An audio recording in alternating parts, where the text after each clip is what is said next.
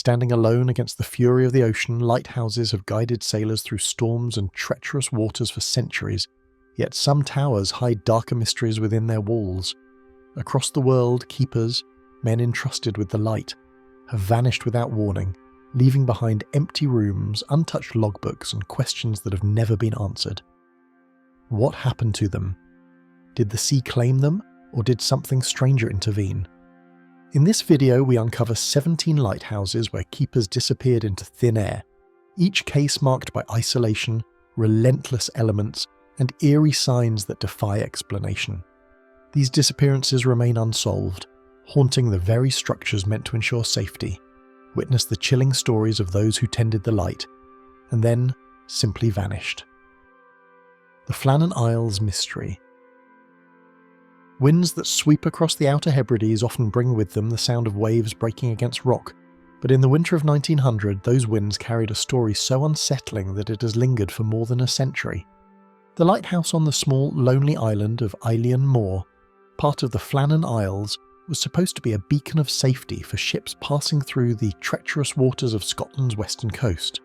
Instead, it became the stage for one of the strangest disappearances in maritime history, when 3 men tasked with keeping the light burning simply ceased to exist within the world of the living, leaving behind questions that have never been answered. The story begins with Thomas Marshall, Donald MacArthur, and James Duckett, 3 men chosen for their discipline and experience, stationed together at this remote outpost of rock and sea. The Flannan Isles were not a place for the faint of heart, for storms battered the cliffs with unrelenting force, and the isolation weighed heavily on those who served there. Yet keepers accepted such duties, knowing that every night the beam they tended kept sailors alive. When a relief vessel, the Hesperus, approached the island just after Christmas, those on board expected the usual signal, a plume of smoke or a wave from the men who would be ready to rotate out. What they saw instead was silence. The Flannan Isles themselves had always carried an air of foreboding, even before the lighthouse was built. For centuries, shepherds from nearby Lewis would sail across in summer to graze their sheep, but they rarely stayed the night, leaving the islands to be touched by otherworldly forces. Stories told of monks who once kept a small chapel there in the Middle Ages, only to abandon it after strange lights were seen circling the cliffs. The keepers stationed in 1900 would certainly have heard such tales, and while they may not have believed them, living in a place steeped in superstition could not have been without its effect on the mind. Captain Harvey, commanding the relief ship, grew uneasy as the Hesperus drew closer. The lighthouse itself stood tall and stern against the sky, but no flag flew from its pole, no keeper stood at the landing to greet them, and the usual preparations for arrival had not been made. Concern deepened when a horn sounded and a flare was fired, but the island still remained quiet. Eventually a small boat was sent ashore with Joseph Moore, a man who knew the station well. As he set foot on the slippery rocks, he felt the weight of dread settle on him. Moore climbed the steep path to the lighthouse and pushed open the heavy door. Inside, he found the living quarters in an eerie state. The beds were neatly made as if no one had slept in them for days. The clock on the wall had stopped ticking. In the kitchen, he found food laid out, half-eaten, as if the men had been called away in the middle of a meal. On a hook hung oilskins, the heavy coats meant to protect the men from storms, but one set was missing, suggesting only one of the 3 had left prepared for the elements. There was no sign of struggle, no sign of departure, just the hollow quiet of rooms that should have been filled with voices. Outside, Moore inspected the landing where supplies were unloaded, and here the first true signs of trouble emerged. Ropes had been ripped from their fastenings, and a crane used for hoisting cargo showed signs of damage. The iron railings along the cliffs were bent and twisted, as though an immense force had struck them. It appeared a storm had lashed the island, sending waves higher than anyone might expect, waves that could swallow a man whole. But the question remained, why were all 3 gone? Regulations dictated that at least 1 man remain inside the lighthouse at all times, no matter the weather. For 3 seasoned keepers to break this rule suggested something out of the ordinary. When Captain Harvey received Moore's report, he ordered a full search of the island. Every rock, every hollow, and every cliff edge was examined. The men called out for the missing keepers, but only the wind answered. The island offered nothing. No footprints, no remains, no torn clothing caught on the rocks. It was as if the men had been plucked from the earth and erased.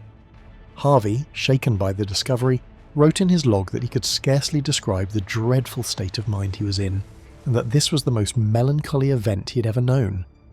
An official inquiry followed, led by Superintendent Robert Muirhead, who had overseen the keepers himself and knew them personally. Muirhead interviewed the relief crew, inspected the site, and tried to piece together the last days of the men. He found entries in the lighthouse log that troubled him. The record spoke of violent storms that had battered the island for days, with Marshall noting that the conditions were worse than anything he had ever experienced. Strangely, on December 12th, MacArthur, known for his toughness, was described as weeping from fear. By December 15th, the log ended abruptly, mentioning that the storm had passed and the sea was calm. After that, silence. Muirhead also noticed something odd about the final log entries. The handwriting of the last 2 days seemed less steady than usual, the letters uneven as if written by a hand under strain or distraction. Some who later examined the log suggested it could have been the work of more than one man, though there was no firm proof of this. Even stranger, the mention of calm seas on December 15th clashed with weather records from ships passing the area, which described conditions that were rough but not extraordinary. The contradiction left investigators puzzled, and it remains one of the more curious inconsistencies in the case. One theory was that the men had been swept away while securing equipment on the west landing. If one of them had gone out to check the damage, perhaps the others would have followed to help, leaving the lamp untended for a short time. A rogue wave, larger than any they anticipated, might have struck at that moment, dragging all three into the sea. The bent railings and broken ropes seemed to support this idea. Yet even as officials settled on this conclusion, doubts lingered. Why would all three men abandon their post together? Why did the logs speak of a storm on days when nearby islands reported only mild weather? And why was MacArthur, a man with a reputation for courage, said to be weeping like a child? Stories spread quickly among sailors and villagers.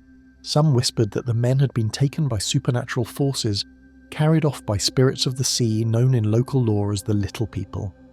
Others suggested madness had set in, that isolation had driven one man to violence, and that after a deadly quarrel, bodies had been disposed of in the waves.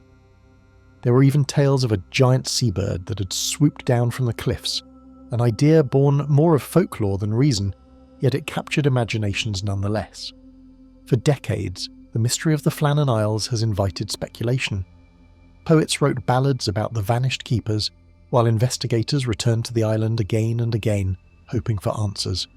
In later years, when automation replaced human keepers, the lighthouse stood empty, its beam flashing automatically across the sea, a cold reminder that once three men had tended it with their lives and lost those very lives in return.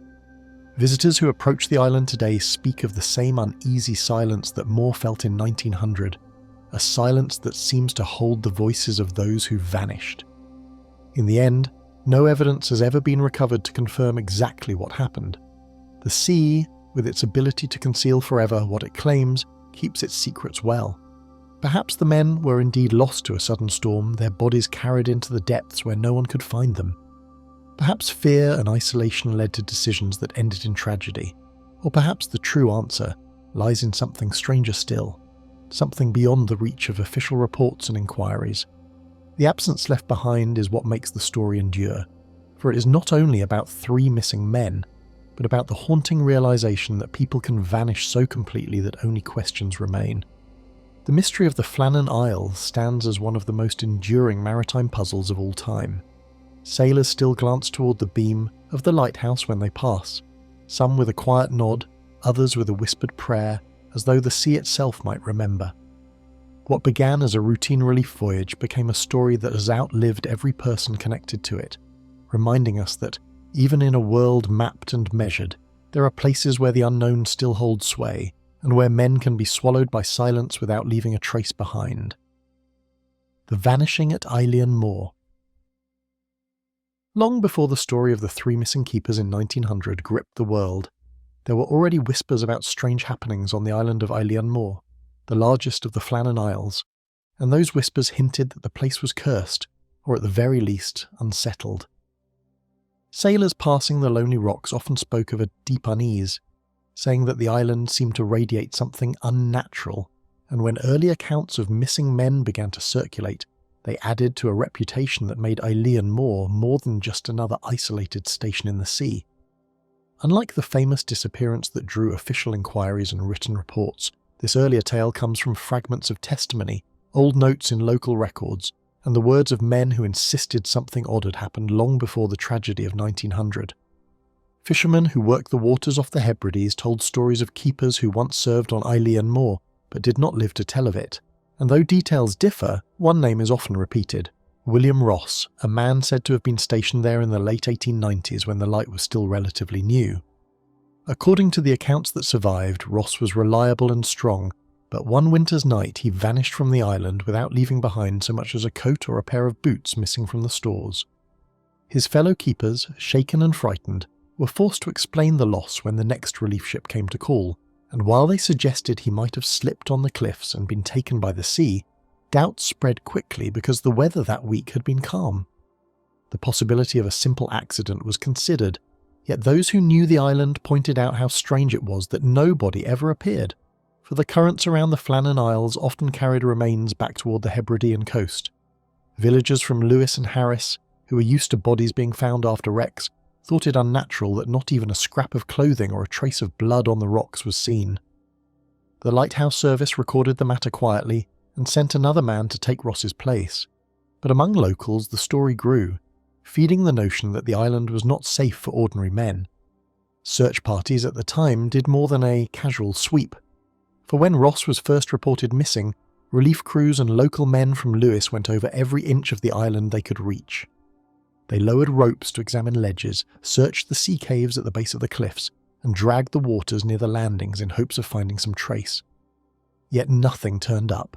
Not a broken tool, not a torn scrap of uniform, and the thoroughness of the search only deepened the unease. For men used to the sea giving back its dead, the absolute absence of evidence was harder to accept than the thought of an accident. Another account, recorded in a seaman's log, tells of a relief crew arriving at Eilean Moor to find only one keeper present, pale and shaking, while the other had disappeared as if the earth had swallowed him whole. This was said to have happened a few years before the famous three vanished, though the exact year is uncertain, and the surviving keeper explained that his companion had gone out to inspect the west landing and never returned. He searched the cliffs, he shouted himself hoarse, but there was nothing. When pressed by the officials who came later, his story remained the same, and he was eventually reassigned, but the sense of dread that followed him clung to his reputation for the rest of his service. What makes these early disappearances so disturbing is the way they seem to foreshadow the tragedy that would later make the island infamous. The pattern of men walking into the open air and never being seen again suggests something more than bad luck, as though Eilean Moor had a way of claiming lives. Locals spoke of the island as a place haunted by spirits, pointing out that for centuries it had been the site of pilgrimages, with ruins of a chapel said to belong to St. Flannan himself. Pilgrims once visited the island with offerings, but they left quickly, never spending the night, and an old tradition warned that no one should linger after sunset. To the islanders of the Hebrides, it felt like a violation when men were asked to live there permanently, as if the land itself resented their presence. Sailors carried these stories with them, and in pubs across the Scottish coast, they grew larger with every retelling. Some said that Ross had been taken by ghostly monks who still wandered the ruins. Others whispered that a strange light had been seen above the cliffs on the night he vanished, a light that was not the beam of the lighthouse. Such tales were dismissed by officials as idle talk, but even the officials had trouble explaining why the disappearances kept happening in a place that should have been predictable in its dangers. The sea was known, the storms were understood, yet men still went missing as though snatched by invisible hands. Superintendents who visited the island before the turn of the century wrote in their own journals about how uneasy they felt there, describing a stillness unlike any other station on the coast. One entry described hearing voices in the wind that sounded almost human, and another mentioned seeing strange patterns in the grass on the higher ground, as though men had walked in circles with no purpose. These writings were not included in the official reports but found their way into private papers later uncovered, adding weight to the idea that the keepers were dealing with more than just loneliness and rough seas. There were even rumours of desertion, claims that one or more keepers had grown tired of the isolation and simply fled, using a passing fishing boat to escape. But this theory never sat well with those who knew the men personally, for lighthouse keepers were carefully chosen for their discipline, and desertion was rare to the point of being almost unheard of. Furthermore, desertion left behind clues, missing personal belongings, clothing gone from the closets, or letters explaining their choice. On Eilean Moor, nothing of the sort was ever found, only men gone as though they had never existed at all. It is worth noting that these early vanishings were spoken of quietly among lighthouse circles, but rarely publicised, for the service did not want to damage confidence in its stations. Every keeper knew the risk of isolation, yet they were also expected to show strength and steadiness, and so the whispers about men being lost on Eilean Moor became part of an unofficial history. When the disaster of 1900 struck and 3 keepers were found missing, those who remembered the earlier cases shook their heads and muttered that it had been coming all along, that the island had already shown its appetite for men. To this day, historians debate how much of these earlier accounts is fact and how much is legend. Some suggest that stories of William Ross and the unnamed missing keeper were exaggerated after the 1900 disappearance, blending truth with folklore until no clear line remained. Others argue that the consistency of the accounts, passed down separately through fishermen, lighthouse officials and relief crews, proves that something genuinely strange occurred on the island well before the famous case. Either way, the atmosphere of Eilean Moor cannot be separated from its past, for every visitor is aware that men once stood watch there and were swallowed by silence. The modern view is that accidents were the most likely cause, that the cliffs and landings were dangerous even in good weather, and that a single misstep could send a man plunging into the Atlantic. Yet this explanation, while practical, does little to erase the feeling that the island holds secrets. The fact that multiple disappearances happened in the same place, across different years, is enough to make even the most rational mind pause. When the relief crew of the Hesperus found the lighthouse empty in 1900, the earlier tales returned to the surface like old ghosts, and people remembered that this was not the first time the island had swallowed its keepers. What once demanded constant human vigilance now runs on its own, the lighthouse's beam still shining over the Hebrides. The island is empty once more, as it was before anyone dared to build there, and the silence that once frightened keepers is now left undisturbed. Travellers who sail near the Flannan Isles sometimes glance toward Eilean Moor and wonder what really happened to those who disappeared long ago, whether they slipped quietly into the sea or whether something older and stranger pulled them from their duties. The absence of answers is what allows the mystery to live on, and every wave that crashes against the cliffs seems to echo the same truth, that men were lost here, and no one will ever know exactly why. The missing keeper of Seguin Island, Maine. Fog often drapes itself thick over the waters of coastal Maine, and for sailors of the 19th century, that fog was both a familiar companion and a deadly threat, which is why Seguin Island Light was built on a rocky outpost just 2.5 miles off the Kennebec River. Rising more than 180 feet above sea level, the beam from its tower was meant to cut through that grey curtain and give mariners a chance to survive the reefs and shoals below. But Seguin's history has never been one of calm duty alone, for its records are filled with strange events, whispered hauntings, and at least one story of a keeper who disappeared so completely that the ocean might as well have swallowed him whole. Local accounts say that during the late 1800s, when the lighthouse was still young and its oil lamp had to be tended by hand each night, one of its keepers vanished while on watch. The man was said to be diligent and serious, someone trusted by the lighthouse service to hold a station in such isolation.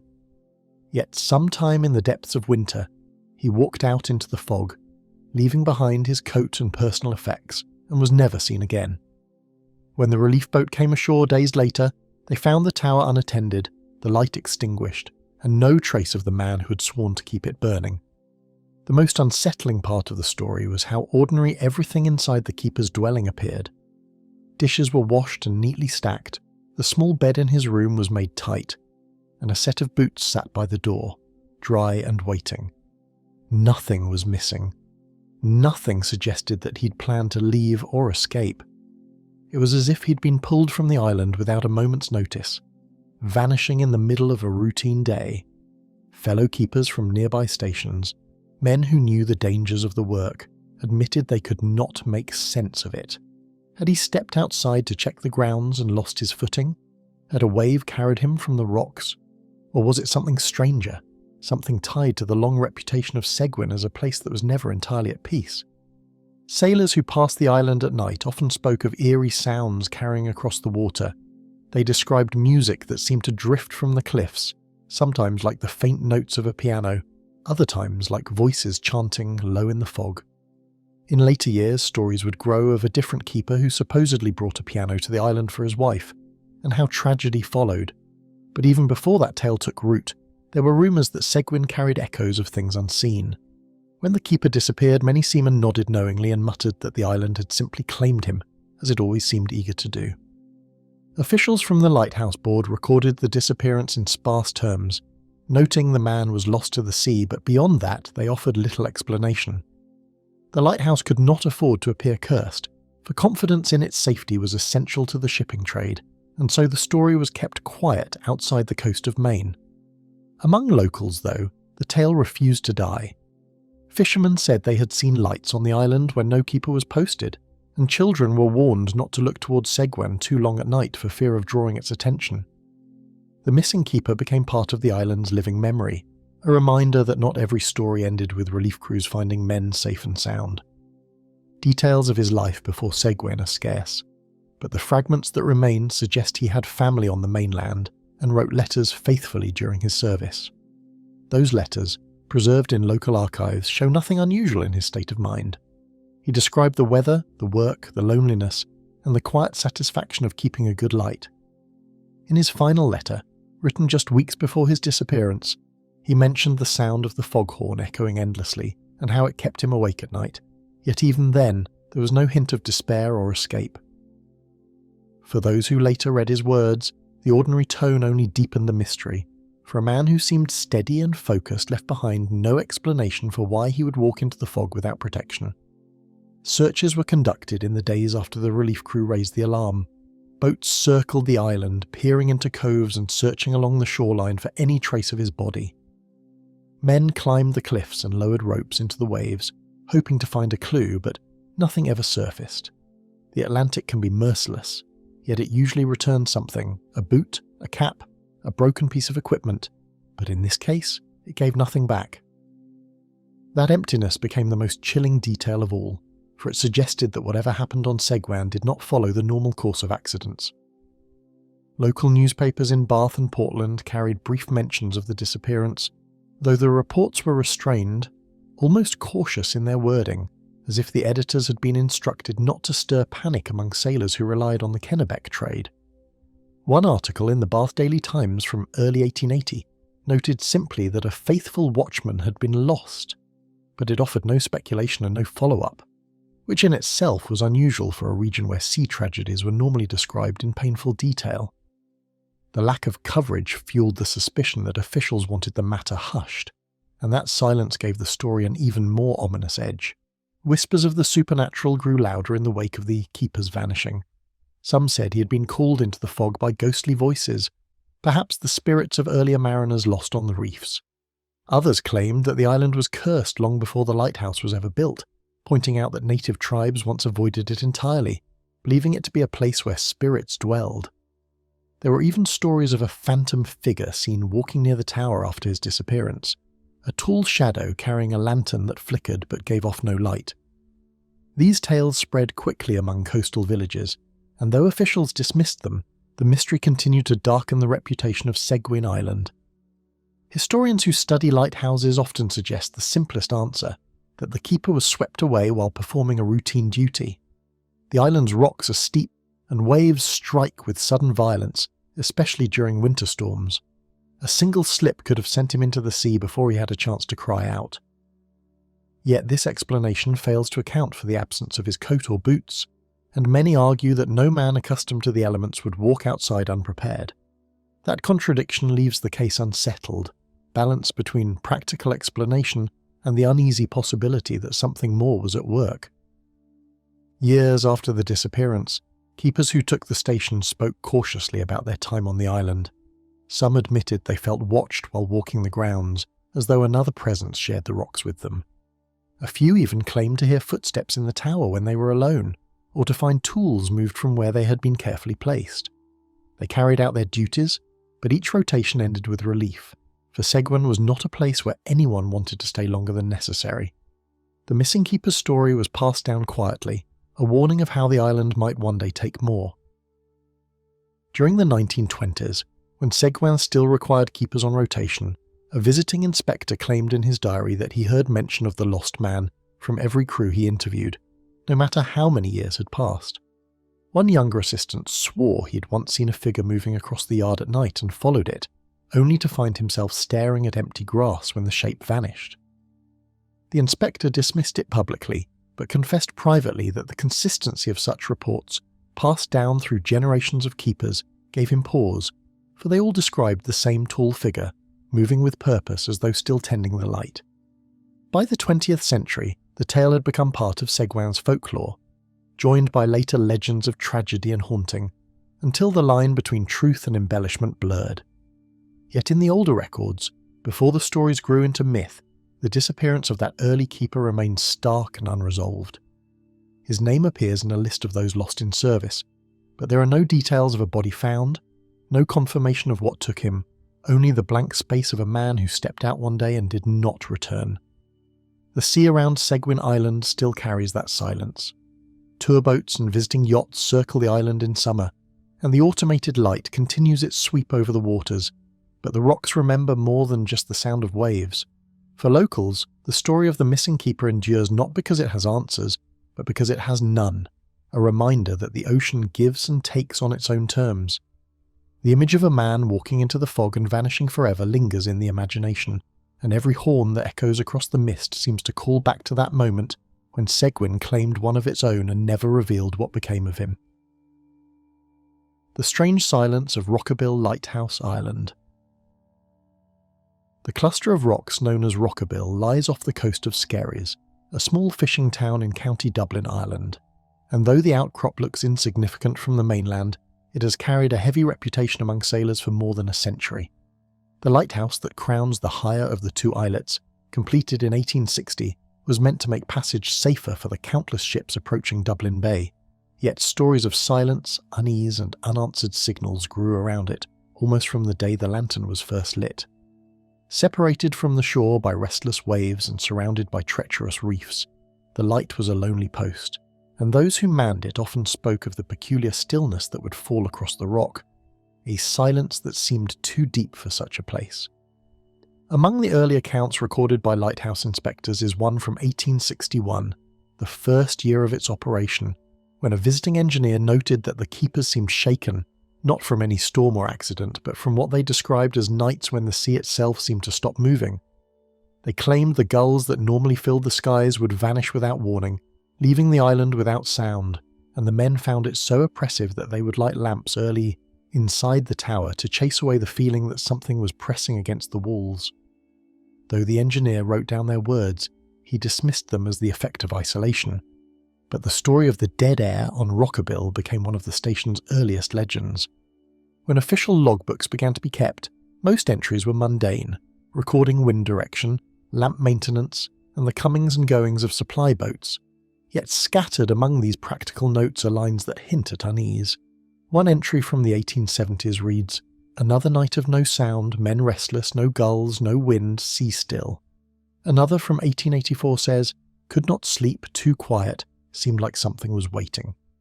These notes are brief and unexplained, but they stand out from the otherwise careful record-keeping of the keepers, who are trained to avoid superstition and remain factual in their duties. The fact that they wrote down such impressions suggests how deeply the silence had unsettled them. What disturbed later generations was that the silence appeared without pattern, often on clear nights when ships could be seen far off on the horizon. The waves around the rock would grow strangely flat, and those on watch would realise that the constant wash of water against the stones had ceased. Sailors who later came ashore told their own stories of seeing the lighthouse standing tall, but hearing nothing from it. No bell, no cry of seabirds, not even the distant crash of water, as if the station were sealed off from the world. For men at sea who relied on sound to warn them of hidden danger, that absence was as frightening as a storm. Local fishermen in Skerries repeated these stories when asked, for some of them claimed to have experienced the silence even from their own boats. One man in the 1890s described approaching the rock to sell fresh catch to the keepers and realising that he could not hear his own oars touching the water. He swore that when he tried to call out, his voice seemed swallowed before it reached the stone steps, and though the keepers eventually emerged, they spoke little and seemed reluctant to linger outside. It became common talk along the pier that Rockabill was too quiet, a phrase passed down even among those who had never gone near it. As time went on, a handful of visitors gave written testimony that suggests the silence was not merely a legend passed among locals. A Trinity House inspector visiting in 1912 described walking around the base of the tower and being struck by the sudden absence of noise as though he had stepped into a sealed room. He wrote in his notes that he stood in full daylight, hearing nothing but his own breathing, and though he did not include this observation in the official report, the private notebook was later found among his belongings. The fact that even a senior official admitted to such an experience lends weight to the keeper's complaints. During the years of the First World War, the lighthouse remained an active aid to navigation, but records from that period contain peculiar gaps where one would expect mention of supply runs or weather conditions. Historians who have reviewed those logs suspect pages may have been removed, though no one can say by whom. Some researchers argue that during wartime, keepers were instructed not to record anything that might hint at naval movements, but others wonder if the missing pages contained references to the strange quiet that the men feared would make them sound unstable. The absence of those entries only deepens the mystery. One particularly unsettling incident is said to have occurred in 1923 when a supply crew failed to raise the attention of the keepers despite blowing a foghorn repeatedly. They circled the rock for nearly half an hour before the door finally opened and two men appeared, looking confused and pale. According to the supply captain's log, the keepers apologised and said they had not heard a sound until they saw the boat directly below them. No explanation was offered and no fault was recorded, but the crew later told others in Skerries that the men looked as if they had been pulled from a dream. Stranger still were the times when entire days seemed to pass without a bird in sight. Rockabill lies within what is now a protected seabird sanctuary, home to one of the largest colonies of roseate terns in Europe. Yet keepers as far back as the 19th century wrote of sudden vanishings that left the rocks empty. One entry from 1931 states simply, "No birds today, too still, not right." Anyone familiar with the constant clamour of seabird colonies would understand how impossible such a silence would feel, and modern ornithologists, though cautious about concluding, admit that mass absences of birds are unusual unless caused by violent weather, which was not always the case in the reports.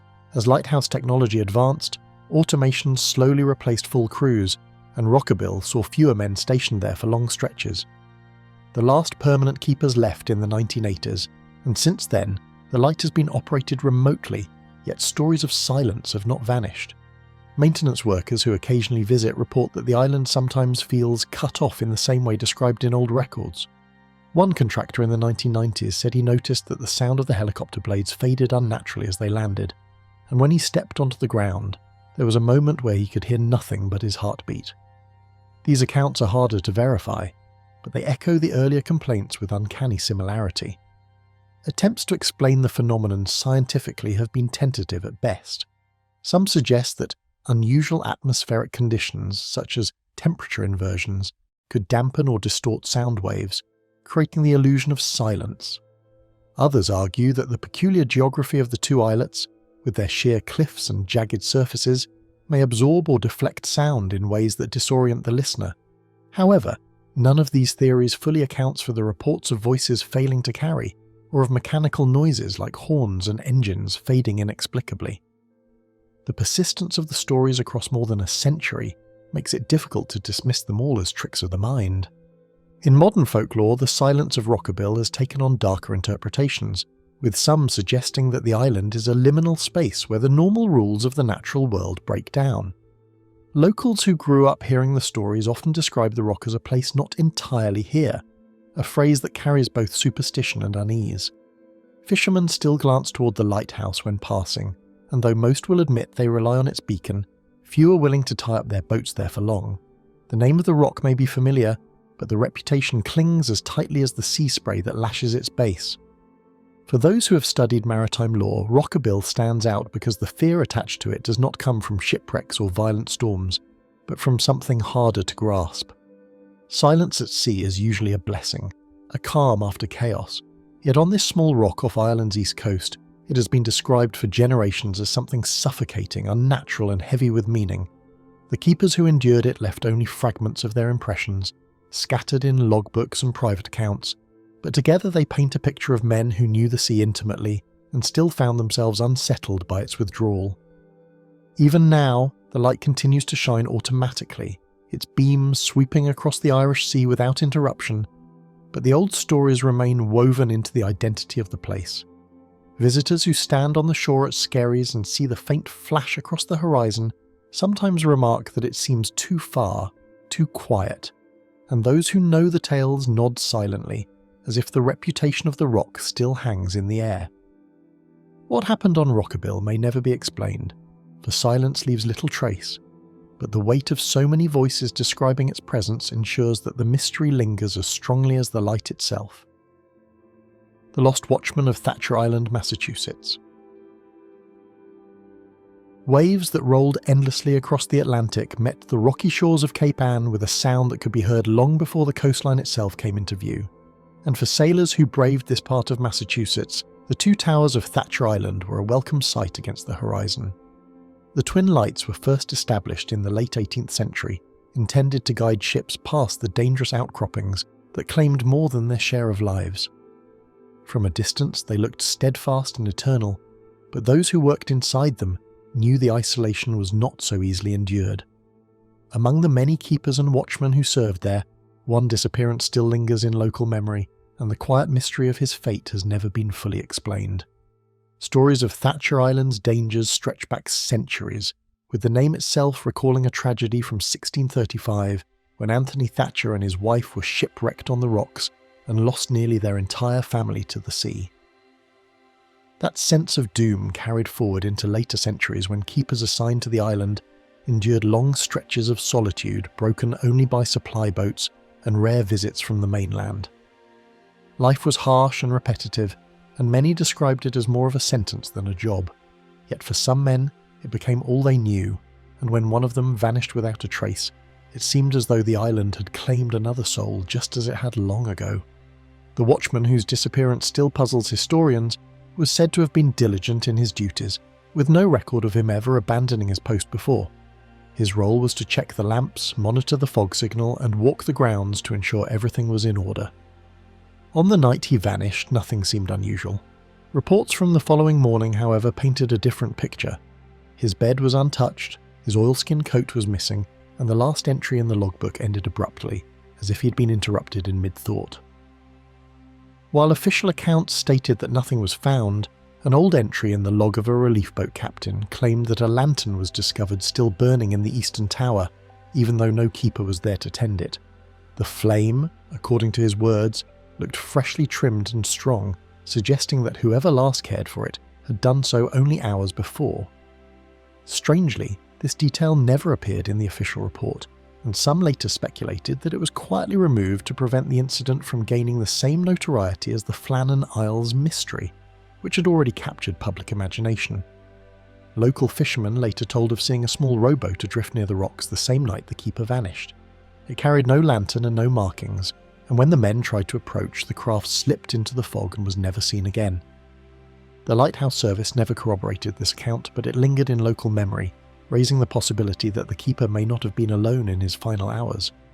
Residents who lived near Cape Ann whispered that the man might have been swept away by the unpredictable weather, as sudden squalls were known to rise and batter the island with little warning. Searchers scoured the rocky shores, dragging hooks across the tide pools and scanning the coves for any trace of a body, but nothing was found. His absence left the tower strangely quiet, and those who remained said that for weeks afterward they felt as though the place itself held its breath. The silence in the light station was so pronounced that it earned a reputation among visiting mariners, who would note that something had shifted in the air there. Speculation spread beyond natural causes, with some suggesting the man had chosen to disappear. Life on Thatcher Island could wear down even the strongest wills, and desertion was not unheard of among lighthouse keepers. Yet if he'd fled, no evidence of passage to the mainland ever surfaced, and no sightings of him were reported in Gloucester or Rockport, where one might expect a man suddenly free of his post to appear. The mystery deepened when his few belongings, including a pocket watch and a well-worn Bible, were found neatly placed on a shelf, suggesting he had not intended to leave for long. Many who lived in Gloucester at the time remembered that the island had long been associated with strange happenings, and local fishermen swore that on nights of heavy fog, voices could be heard echoing across the water, as though men were shouting orders that never reached their destination. The keepers themselves admitted in private letters that the sound carried in unsettling ways around the Twin Towers, amplifying whispers into something more ghostly, and it was not uncommon for new watchmen to request reassignment after only a season on the Rock. Whether these voices were tricks of the sea air or something far older, they added to the unease surrounding anyone stationed there. Another version of the tale leaned into the supernatural, and older fishermen spoke of strange lights seen offshore around the time of his disappearance. These were said to flicker in the dark like lanterns on invisible boats, moving in ways no vessel could.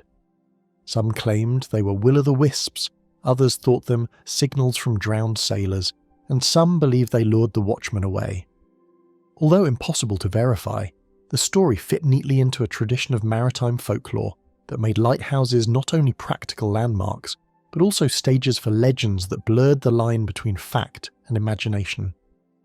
The keepers who remained after the incident found the weight of silence difficult to bear, especially during the winter months when ice rimmed the towers and storms cut them off completely. Some reported hearing footsteps on the staircases when no one was there, or knocks on the door in the dead of night that went unanswered.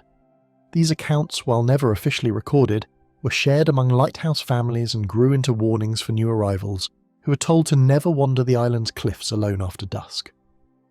Whether these stories reflected grief, fear, or genuine encounters is uncertain, but they ensured that the memory of the missing watchman did not fade. An inquiry was eventually made, as was custom when a keeper or watchman was lost, but its findings were inconclusive. The most official explanation suggested he had likely slipped on wet rocks while inspecting the shoreline and been claimed by the surf. Yet such a conclusion satisfied no one fully, for the absence of a body in such a well-searched area seemed odd. The Atlantic had taken countless lives, but in many cases it had also given them back, washing ashore reminders of the danger. Here there was nothing. No hat, no boot, no scrap of clothing, only an empty station and unanswered questions. Linking it to a string of Atlantic vanishings, paranormal researchers in the mid-20th century turned their focus to the story of the lost watchmen. They argued that the isolation, the monotony, and the strange acoustics of the sea could distort the senses, creating situations where reality and hallucination blurred.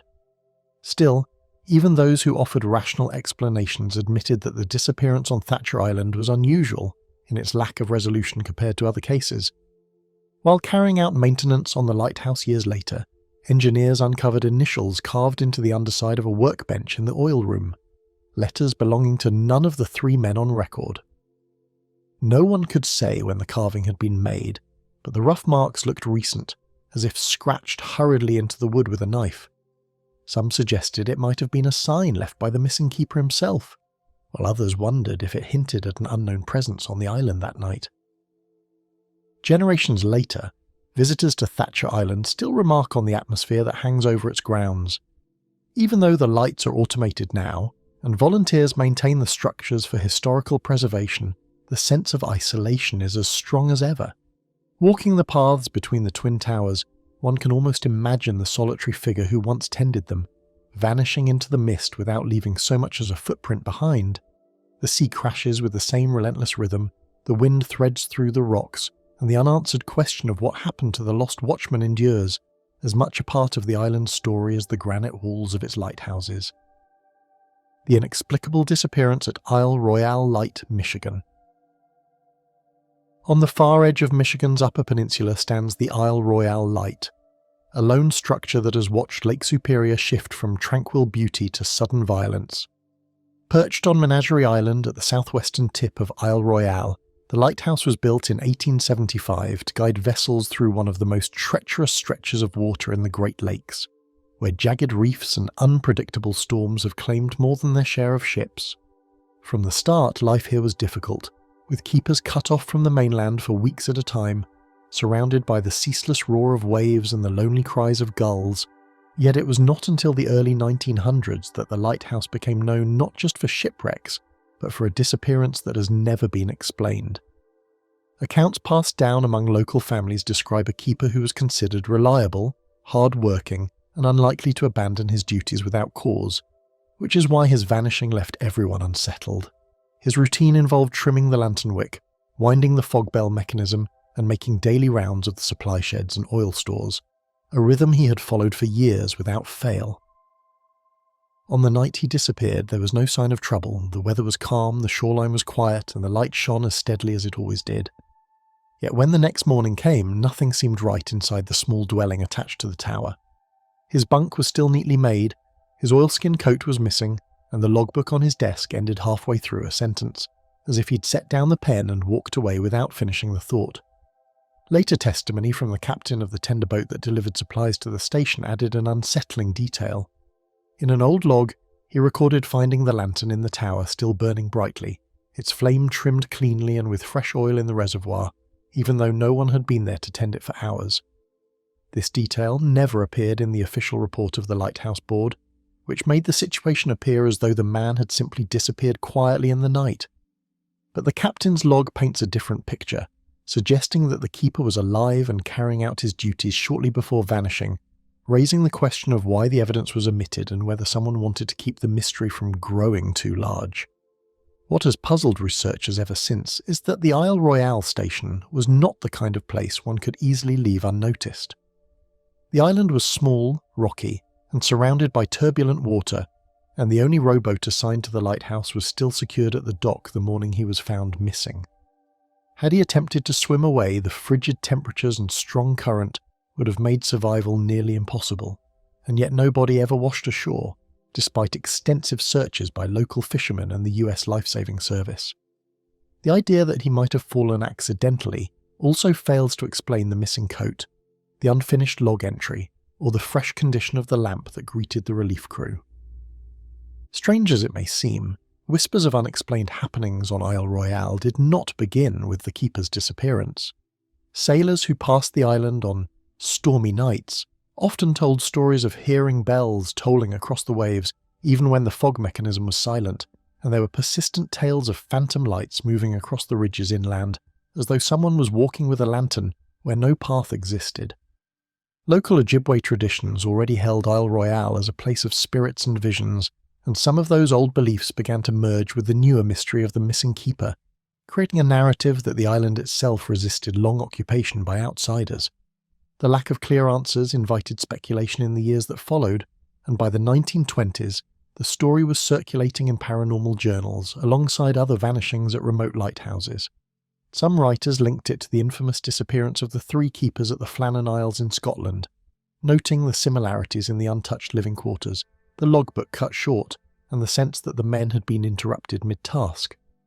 But while the Scottish case became a fixture of maritime folklore, the Isle Royale disappearance remained relatively obscure, tucked away in local memory and official files, perhaps because the Lighthouse Board avoided publicity and quietly reassigned the station without fanfare. The oil room itself became part of the legend when, during later repairs, maintenance crews stumbled upon something unusual. Carved into the underside of a wooden workbench were a set of initials that did not match any of the names in the official keeper records. The letters were rough, hurried and cut with the kind of shallow strokes made by a small pocket knife rather than carpenter's tools, suggesting someone had made them in secrecy rather than as a mark of ownership. No one could say when the carving had been made, but its discovery raised uncomfortable questions. Had the missing keeper left behind a clue? Or had there been someone else on the island whose presence was never reported? In the process of piecing together scattered reports, researchers noticed an unusual entry in the year's supply ledgers. One inventory list mentioned an extra barrel of lamp oil that never appeared in later records, leading some to speculate that either it had been stolen or used by someone not accounted for in the logs. If there had been an intruder, perhaps a shipwreck survivor or fugitive hiding out on Isle Royale, that might explain the missing supplies and even the carved initials, but it does little to account for the keeper himself vanishing without leaving behind any physical remains. Folklore enthusiasts have sometimes tied the disappearance to the island's darker reputation. Stories of men losing their bearings, wandering inland and never returning were not uncommon, and prospectors who once scouted Isle Royale for copper claimed to have heard voices calling their names from the forest. The lighthouse, though isolated, stood at the edge of this haunted geography, and to some it seemed fitting that one of its keepers would simply dissolve into the same silence that swallowed unlucky wanderers. Whether these stories reflect real dangers or the human tendency to shape mystery into myth, they fed into the growing aura around Isle Royale as a place where ordinary explanations did not apply. Modern researchers have tried to treat the case more systematically, looking at the weather logs, boat schedules, and maintenance records from the time. Nothing in the data suggests a storm, a shipwreck, or an accident severe enough to explain the event. The tender boat crew remained adamant about what they saw: the freshly burning lamp, the neat bed, the missing coat, and these details continue to resist easy answers. Without evidence of foul play, authorities had no choice but to declare the disappearance unresolved, and the files eventually sank into obscurity until renewed interest in lighthouse mysteries brought it back into conversation. One of the lingering questions is why the official report downplayed or omitted certain details. If the captain's testimony about the lantern was genuine, why did it not appear in the Lighthouse Board's findings? If the initials under the bench were unrelated, why were they not documented as a curiosity during inspections? Such inconsistencies have fueled the idea that something about the case was deliberately smoothed over, perhaps to avoid panic or ridicule, or even to protect the reputation of the service at a time when lighthouse reliability was considered a matter of national importance. Even in recent years, the story has refused to rest quietly. Amateur investigators visiting the abandoned quarters at Isle Royale Light have reported the sound of footsteps pacing the empty tower, or the faint scent of oil burning when the lantern has long since been extinguished. These claims remain anecdotal, yet they echo the old sailor stories of phantom lights and bells, and they keep alive the possibility that the keeper's fate is not simply forgotten but still lingers in the atmosphere of the island. Though over a century has passed since the disappearance, no definitive explanation has ever surfaced. The records remain fragmentary, the testimonies contradictory, and the traces left behind. The unfinished logbook, the burning lantern, the carved initials only complicate rather than clarify the picture. What began as an isolated tragedy at a lonely station has grown into one of the Great Lakes' most haunting tales, a reminder that even in the heart of a modern nation, the wilderness can still produce mysteries that refuse to yield to logic. The keeper who never returned at St. Paul Island, Nova Scotia. On the ragged edges of the North Atlantic, where the sea crashes endlessly against sharp black rock, St. Paul Island has long carried the name the Graveyard of the Gulf for the countless ships it has claimed. Its position in the Cabot Strait, separating Cape Breton from Newfoundland, made it both an essential beacon for navigation and one of the loneliest postings for a lighthouse keeper. In the early 1900s, men stationed here lived under constant threat of fog so thick it smothered sight, storms that rattled the towers like they were toys, and waves powerful enough to fling driftwood far inland. It was within this unforgiving setting that one keeper vanished without explanation, his absence leaving behind not just questions, but a chilling reminder of how fragile a man could be in such a hostile place. At the time of his disappearance, the keeper had been described as steady and dutiful, a man who rarely drank and was respected for his reliability, which made his vanishing all the more unnerving. According to the station's logbooks, his last recorded duties had been performed without issue. He had trimmed the lamps, checked the oil supply, and signed off a weather entry just before midnight. The next morning, his fellow assistants found his bed unslept in, his boots gone from their usual spot and no trace of him anywhere along the grounds. His oilskin coat was also missing, which suggested he may have gone outside into the night, but there was no reason why he would have done so during a storm unless something had drawn his attention. Among the islanders who later spoke of the disappearance was a fisherman who claimed that, on the night in question, he'd seen a dim, moving light weaving along the cliffs near the lighthouse at an hour when no keeper was expected to be outside. He described it as a lantern glow that swayed unevenly, as if carried by someone struggling against the wind, and though he watched for several minutes, it never seemed to reach the safety of the building. The account was never included in the official inquiry, but locals whispered that the story was deliberately dismissed because it raised more questions than answers about where the keeper went and what he might have encountered in the dark. Almost at once, search parties spread across the rocky island, combing every stretch of shoreline in the hope that he was hurt but still alive. The station sat on a treeless, windswept expanse, which meant that anyone moving about could usually be seen from a distance, yet not a single sign of him was discovered. Patrols along the jagged cliffs turned up nothing more than broken gull wings and shattered driftwood, both carried in by the tide. The shoreline was dangerous, with sudden drops and slippery stones, and it was suggested that perhaps he'd gone too close to the edge and been swept away, though his fellow keepers insisted he was too cautious for such a mistake. As the mainland learned of his vanishing, mariners whispered versions of the tale that grew increasingly grim. Fishermen in nearby communities spoke of strange lights on the cliffs in the nights before he vanished, claiming that they had seen a flicker that did not belong to the lighthouse beam. Some insisted that the keeper might have followed those lights, believing they signalled a ship in distress, only to discover too late that the sea had lured him to his doom. Others recalled old tales of St. Paul Island being haunted by the sailors who had perished there, wandering spirits who disliked the presence of keepers and sometimes led them astray.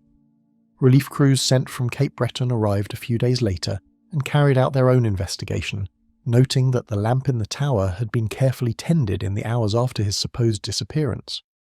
The flame was steady and the lens spotless, which led some to believe he had returned to perform his duties before vanishing again, or that one of the assistants had secretly maintained the light and chosen not to admit it. Confusion grew when one assistant admitted hearing knocking on the tower door in the early hours of the morning, though he found no one when he checked. This detail was quietly omitted from official reports, but it circulated among locals who whispered that it had not been a man at the door at all. The search expanded beyond the island itself, with nearby waters dragged and fishing nets lowered in hopes of catching clothing or remains. Nothing was ever recovered.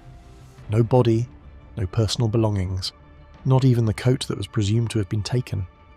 A disappearance at sea was not uncommon in that era, but the utter lack of physical evidence made it deeply unsettling. Families of keepers who heard the story began to worry that the isolation itself was driving men to madness, as if the constant roar of wind and sea could erode the mind. The case at St. Paul Island was cited in maritime papers as an example of the psychological dangers faced by lighthouse crews, even as others argued that something far more literal had carried him away.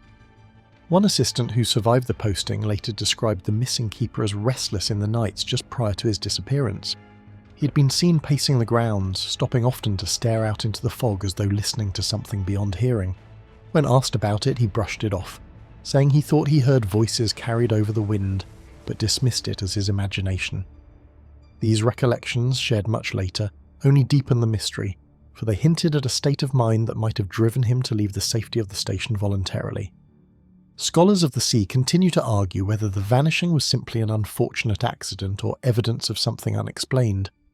One school of thought leans toward the possibility of suicide, noting the immense strain that isolation placed upon keepers during winter storms when resupply was nearly impossible.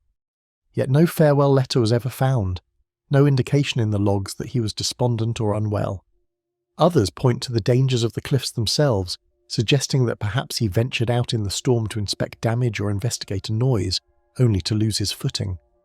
The theory may be practical, but the unsettling detail remains that not a single trace of him surfaced afterward, despite exhaustive searches. Among locals in Nova Scotia, the tale of the keeper who never returned has taken on a more folkloric quality. Some versions tell of a phantom ship, ablaze in the strait, whose appearance always heralded disaster for anyone stationed on the island. In these tellings, the keeper vanished because he followed the burning ship into the fog, never to come back. Other versions are quieter, describing how the sea simply claimed him, leaving nothing behind, as if the island itself had taken what it wanted. Whether told by fishermen over a pint or by guides leading curious travellers, the story retains its grip because of the silence that surrounds it. There are no answers, only the gaps left by absence. What endures in the historical record is the sense of unease the disappearance left among those who remained. Assistants wrote in letters home about how they slept uneasily for weeks afterward, waking to noises outside or convinced they saw movement by the cliffs. The sense of being watched was often repeated, a detail that does not appear in official logs, but was shared in private correspondence later discovered in archives. For these men, the loss of their comrade was not just the absence of a colleague, but the birth of an invisible presence that seemed to linger in every creak of the lighthouse. Though decades have gone by since the St. Paul keeper disappeared into the Atlantic night, his story continues to echo in whispers around Cape Breton and among maritime historians. The absence of a body or even a single belonging prevents the case from ever being closed in the minds of those who study it, leaving a gap that can only be filled by speculation.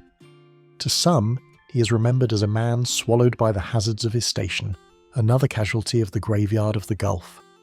To others, his fate belongs to something stranger, a moment when the sea itself demanded tribute. And so, the keeper who never returned remains bound to the legend of St. Paul Island, a mystery without an ending echoing through every storm that batters its lonely shores. The empty tower of Rupan Nangal, Scotland. Rising from the jagged cliffs of the Isle of Lewis, Rupan Nangal Lighthouse has long been a solitary sentinel over the North Atlantic, its white tower stark against storm-darkened skies and the ceaseless roar of waves below. Built in the mid-19th century, it was intended to guide ships safely past treacherous rocks and shifting sands, but the isolation of the site made it as much a prison as a beacon for those who kept its light. Life on the headland was harsh and unrelenting, with freezing winds, driving rain, and relentless gales that tested both body and mind. And it was amid this desolate beauty that one keeper vanished without explanation, leaving behind a mystery that has endured for more than a century.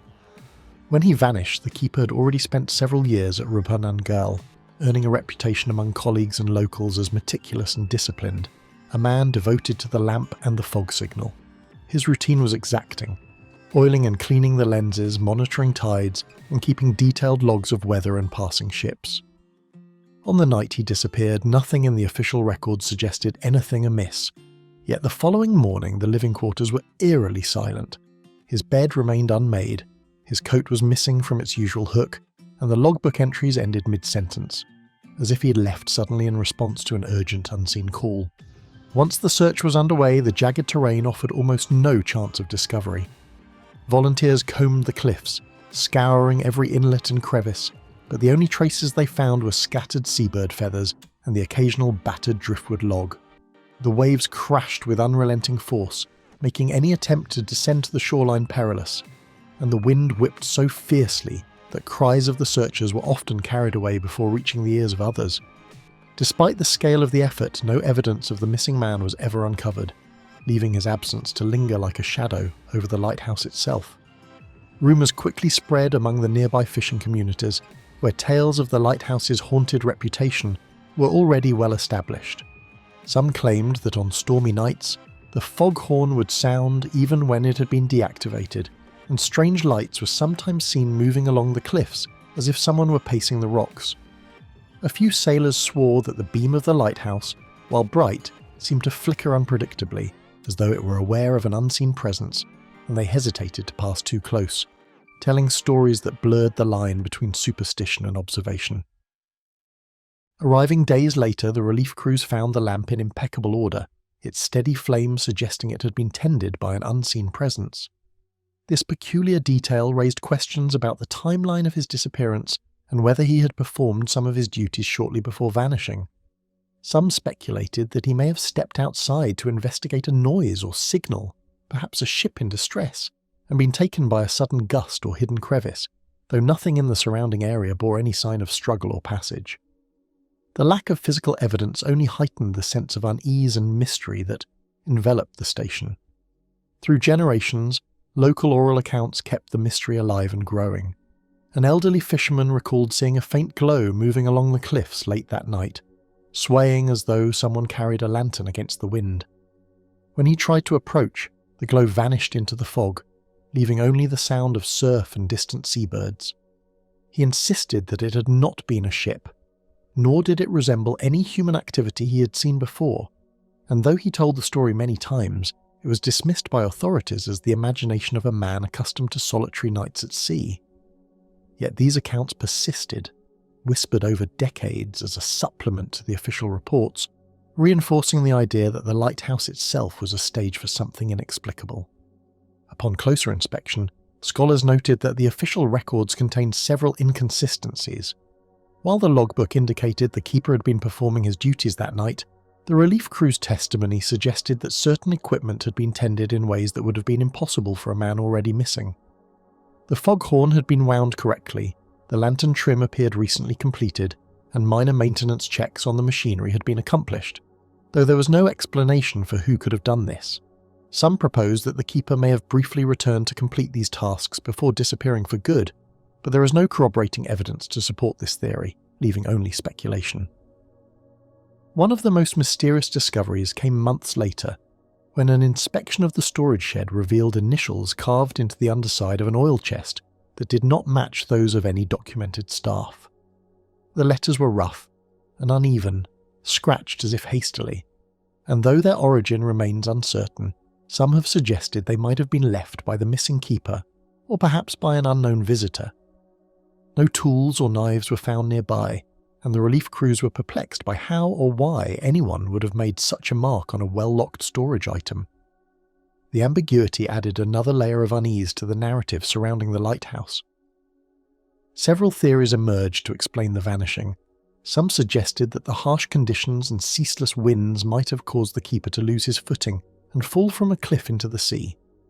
Others speculated that isolation over time could have led to disorientation or delirium, causing him to wander away from safety.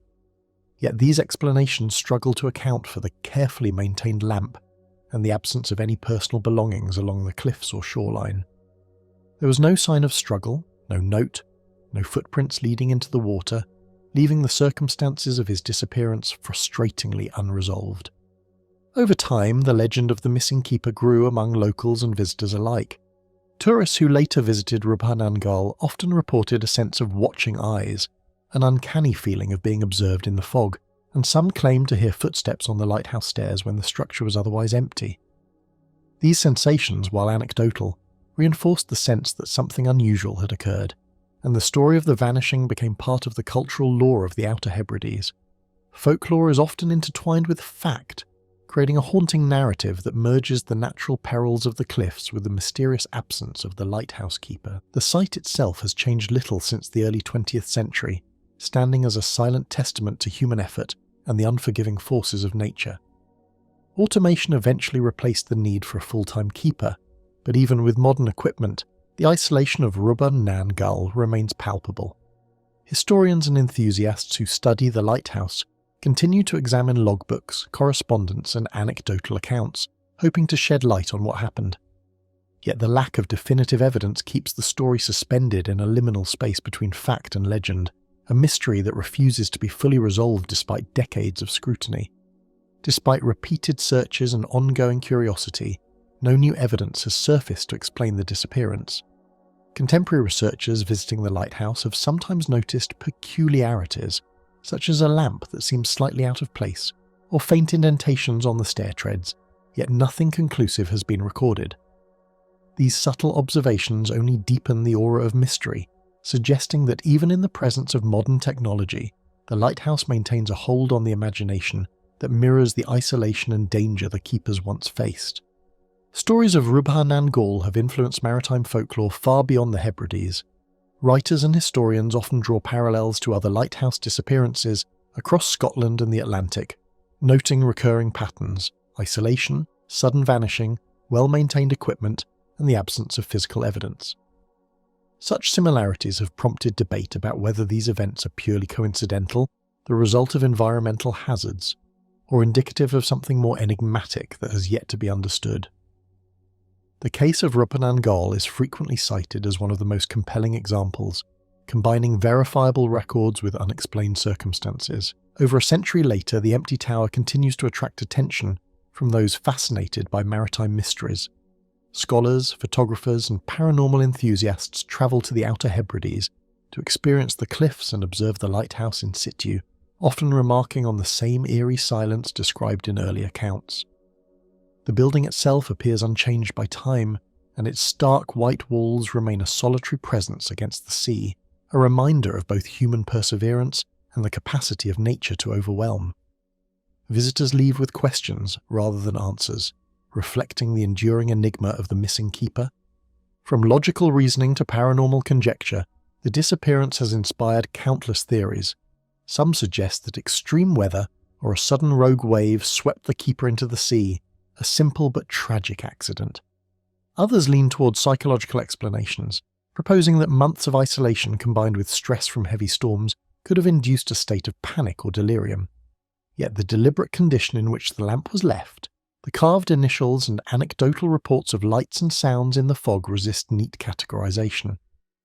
The mystery endures because the evidence refuses to fit comfortably into any one explanation, leaving space for imagination and legend.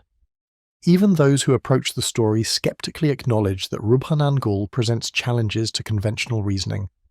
The cliff faces, jagged and slippery, the unpredictable tides, and the powerful winds all contribute to an environment in which missteps can be fatal. Yet experienced keepers had worked there for years without incident, and the disappearance of one man under otherwise routine circumstances continues to raise questions about what might have occurred. Each element of the case, the absence of a body, the logbook cut short and the mysterious carvings, adds weight to the notion that something inexplicable took place. With automation long in place, the lighthouse endures as a monument to the perils and unknowns that once shadowed those who kept it running. Historical records provide glimpses into daily life on the cliffs, the weather patterns, and the routines that maintained the beacon, yet they also leave gaps, unfilled spaces that draw attention to the missing keeper. Researchers still debate the case, cross-referencing accounts from the time, photographs and surviving logbooks, and while theories abound, the tower's silence resists any definitive conclusion. Rupan Nangal's story still resonates, blending tangible danger with an enduring sense of mystery. Visitors to the lighthouse report sensations of isolation, fleeting shadows, and unexplained noises, echoing the experiences of early keepers. In literature and oral histories, the case is often cited alongside other notable disappearances in Scotland, creating a pattern of intrigue that underscores the vulnerabilities of those who worked in remote lighthouses. The empty tower remains a witness to these events, holding secrets of the past that the sea and the wind have guarded with relentless patience. Across the Outer Hebrides, historians and visitors alike confront a story that remains unresolved: the disappearance of the Rupan Nangal keeper. The accounts, though fragmented, coalesce into a narrative of sudden absence and unanswered questions, a story that is repeated in maritime journals, local lore and scholarly research. While no single detail provides closure, the combination of well-maintained equipment, the vanished man, and the eerie environment leaves a lingering impression of unease. The lighthouse endures, but the mystery of the empty tower remains as deep and impenetrable as the Atlantic waves that crash below its cliffs. The Phantom of Boon Island Light, Maine. Boon Island rises from the Atlantic with a grim reputation, its jagged rocks barely surfacing above the relentless waves, earning it the nickname the loneliest island in Maine. The lighthouse perched atop its cliffs was built in 1799 to warn ships away from the deadly reef, but the isolation of the location made life there perilous for the keepers who tended the light.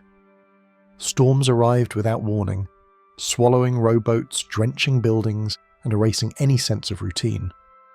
In the early 1800s, a disappearance occurred that would haunt local lore for generations, a vanishing that left no body, no footprints, and only the cold, roaring sea as witness.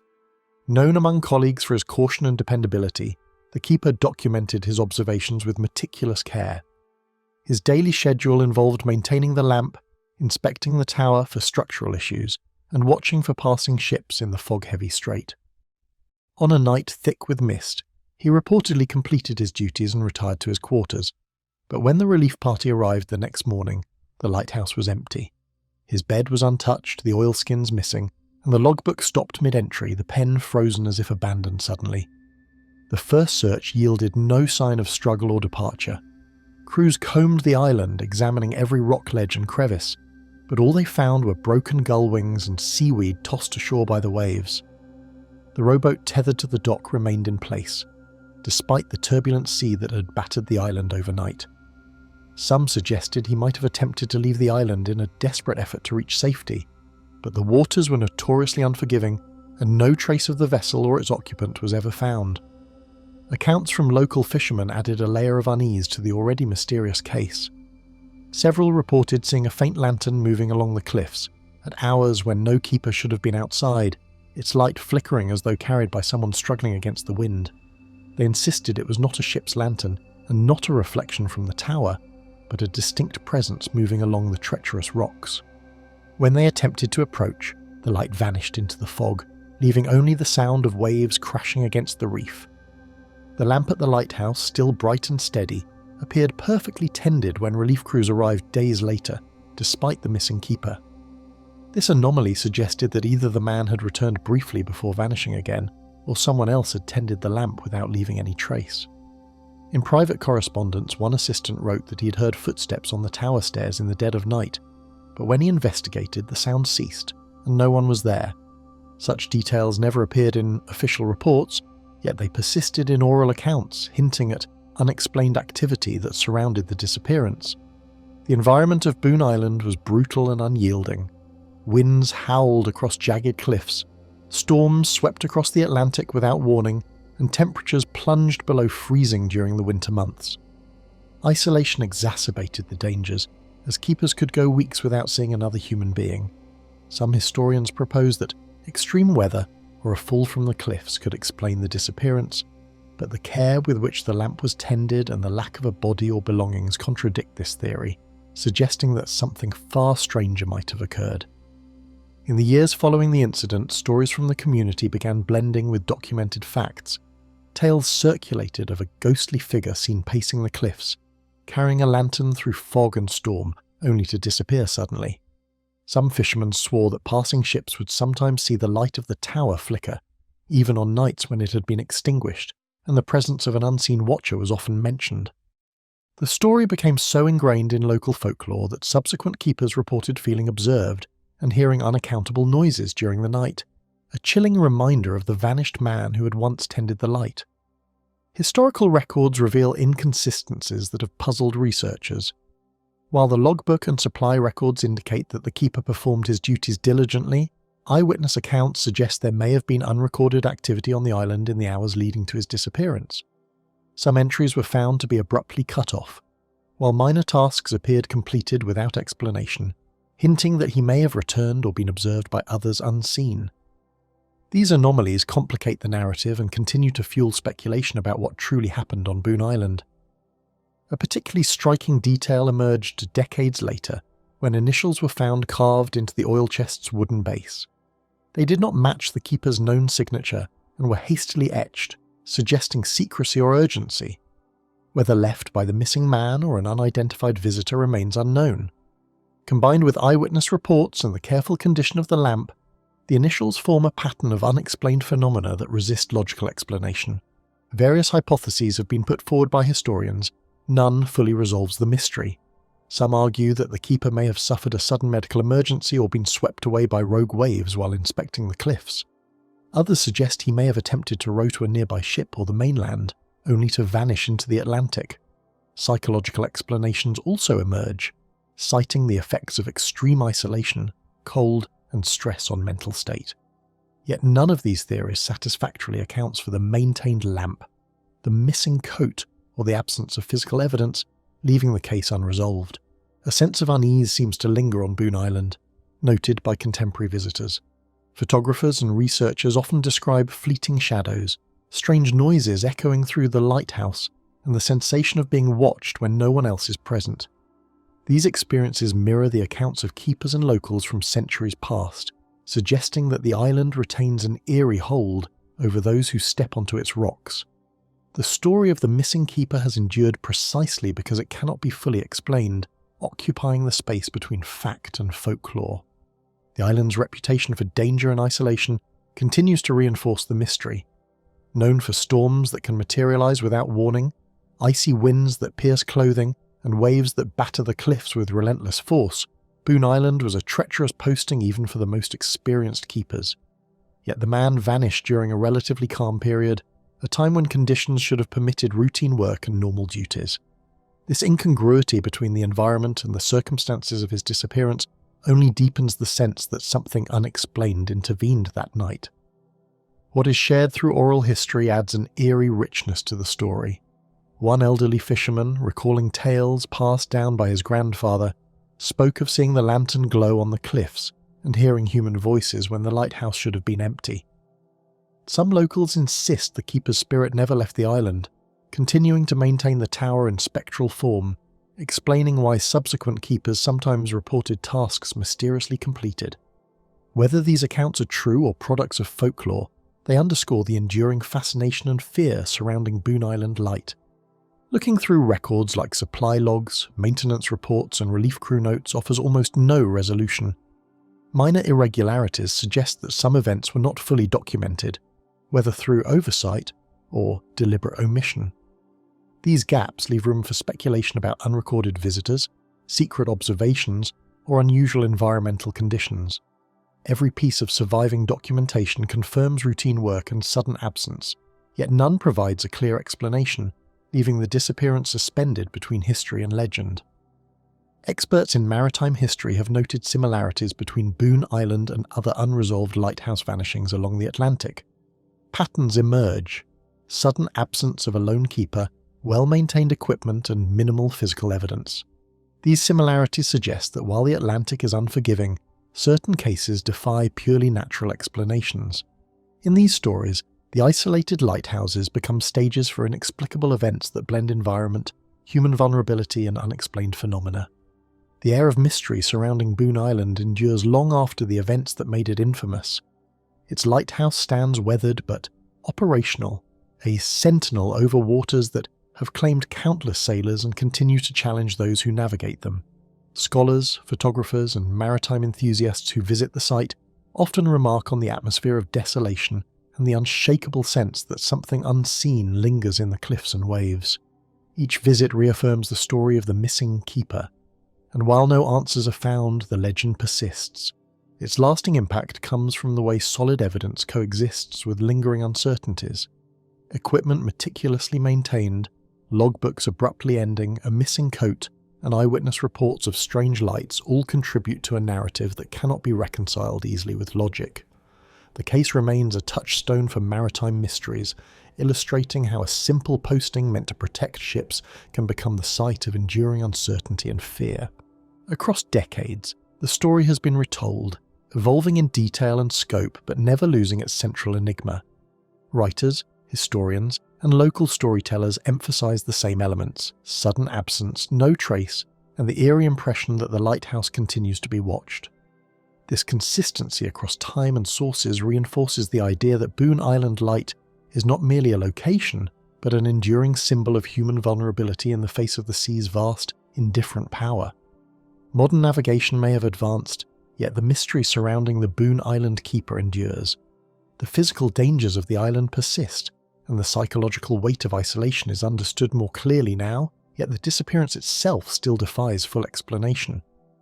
The combination of historical fact, eyewitness testimony, and folklore ensures that the story maintains a presence in maritime history, a haunting reminder of how easily a person can vanish from even the most watched of places. Visitors to the lighthouse today often reflect on the accounts of past keepers, imagining the conditions they faced and the constant vigilance required.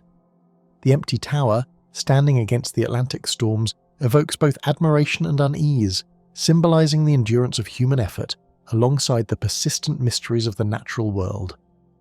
The story of the vanished keeper is intertwined with the place itself, inseparable from the jagged cliffs, the fog, and the relentless waves. Through all these accounts, records, and oral histories, the disappearance at Boon Island Light remains unresolved. It is a tale without closure, a reminder that even in an age of documentation and observation, some events resist explanation. The missing keeper has become part of the legend of the island, a phantom presence echoing through time, his fate as inaccessible as the stormy waters that surround the lighthouse. The mystery of Eagle Island, Lighthouse Island.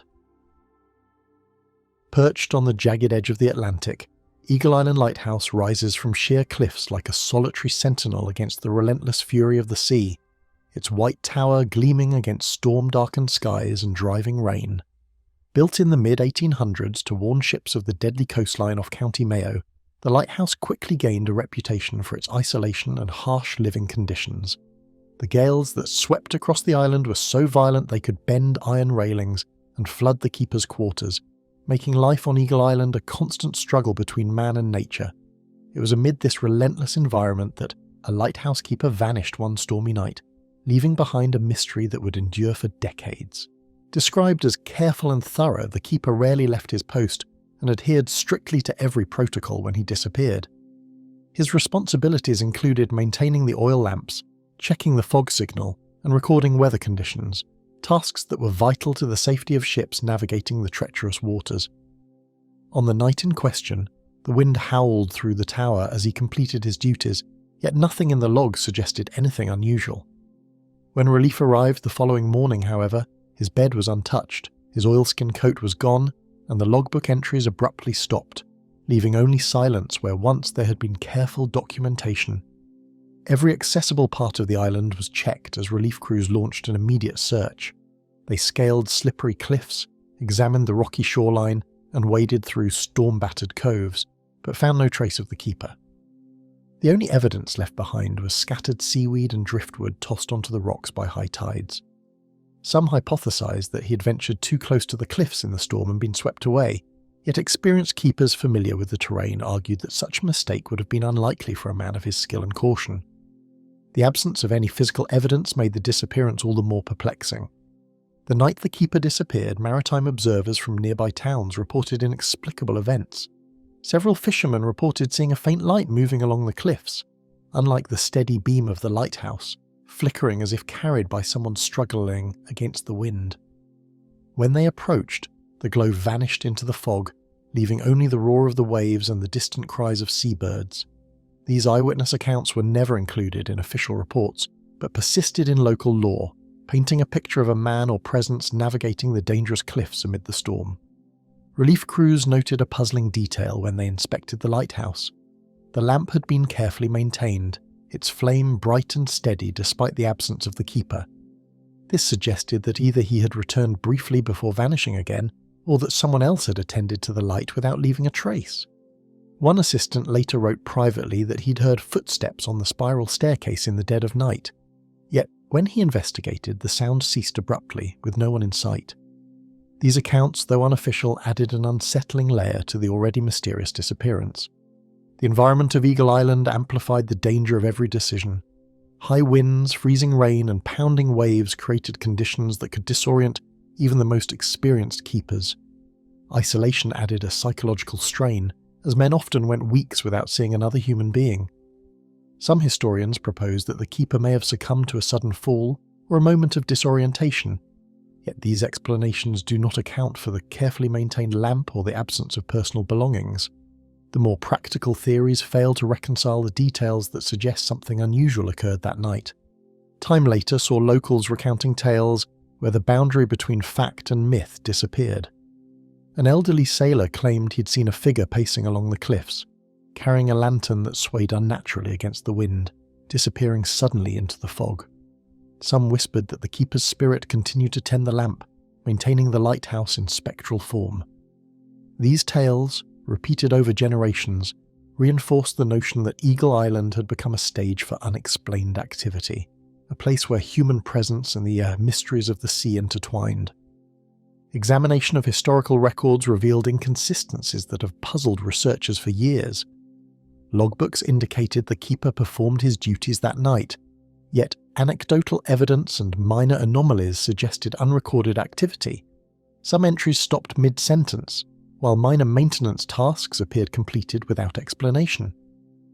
Such inconsistencies hint at events that were never documented, or perhaps deliberately omitted, leaving gaps in the narrative that fuel ongoing speculation about the disappearance.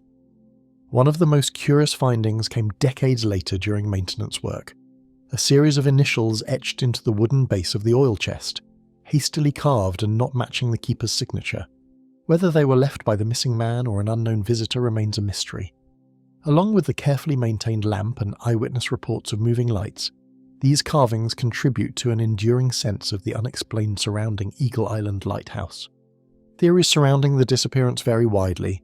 Some suggest he fell victim to the unpredictable sea or an accident on the cliffs, while others propose psychological explanations, citing isolation, fatigue, and the relentless stress of the job. Yet none of these accounts fully explain why the lamp was maintained, or why no physical trace of the man was ever discovered. The lack of conclusive evidence allows room for imagination and has kept the case alive in both historical and folkloric narratives. A haunting tension seems to cling to Eagle Island, sensed by many modern explorers. Photographers and researchers often describe fleeting shadows, inexplicable noises, and a feeling of being watched despite the absence of other people. These accounts mirror reports from keepers and locals centuries earlier, suggesting that the island retains an atmosphere that fosters both observation and speculation. The disappearance endures precisely because it cannot be fully explained, existing at the intersection of history, folklore, and mystery. The island's harsh conditions amplify the difficulty of discerning fact from legend. Storms that can appear suddenly, waves that pound the cliffs relentlessly, and high winds that sweep over the jagged rocks all contribute to a setting where accidents are common, yet the specifics of this disappearance resist ordinary explanation. The keeper vanished during a night that appeared routine, and the contradictions between documented responsibilities and unexplained anomalies ensure the story remains unresolved. Community stories and oral recollections offer additional spine-chilling information. One elderly fisherman recounted that the lantern glow he witnessed moving along the cliffs seemed to respond to the sounds of the waves, shifting direction as if guided by an unseen hand. Others claimed that subsequent keepers sometimes found tasks completed inexplicably, such as a freshly trimmed lamp or repaired railings, leading to speculation that the missing keeper's presence persisted in some form. These stories, though anecdotal, have cemented Eagle Island as a locus of maritime mystery. Past documents leave many questions unresolved. Supply logs, maintenance reports, and relief crew notes confirm routine work and a sudden, unexplained absence. Minor irregularities and unrecorded events leave open the possibility of unknown visitors or unusual environmental conditions.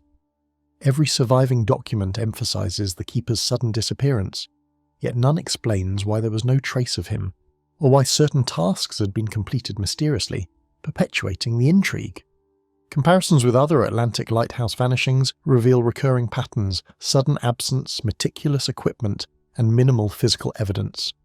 Historians note these parallels, suggesting that while the Atlantic is inherently dangerous, some events defy natural explanation. The story of Eagle Island fits within this pattern, reinforcing the perception that lighthouses in extreme isolation can become the setting for inexplicable occurrences, blending human vulnerability with environmental and possibly supernatural forces. Eagle Island continues to intrigue, even in an era of automated lighthouses and sophisticated navigation.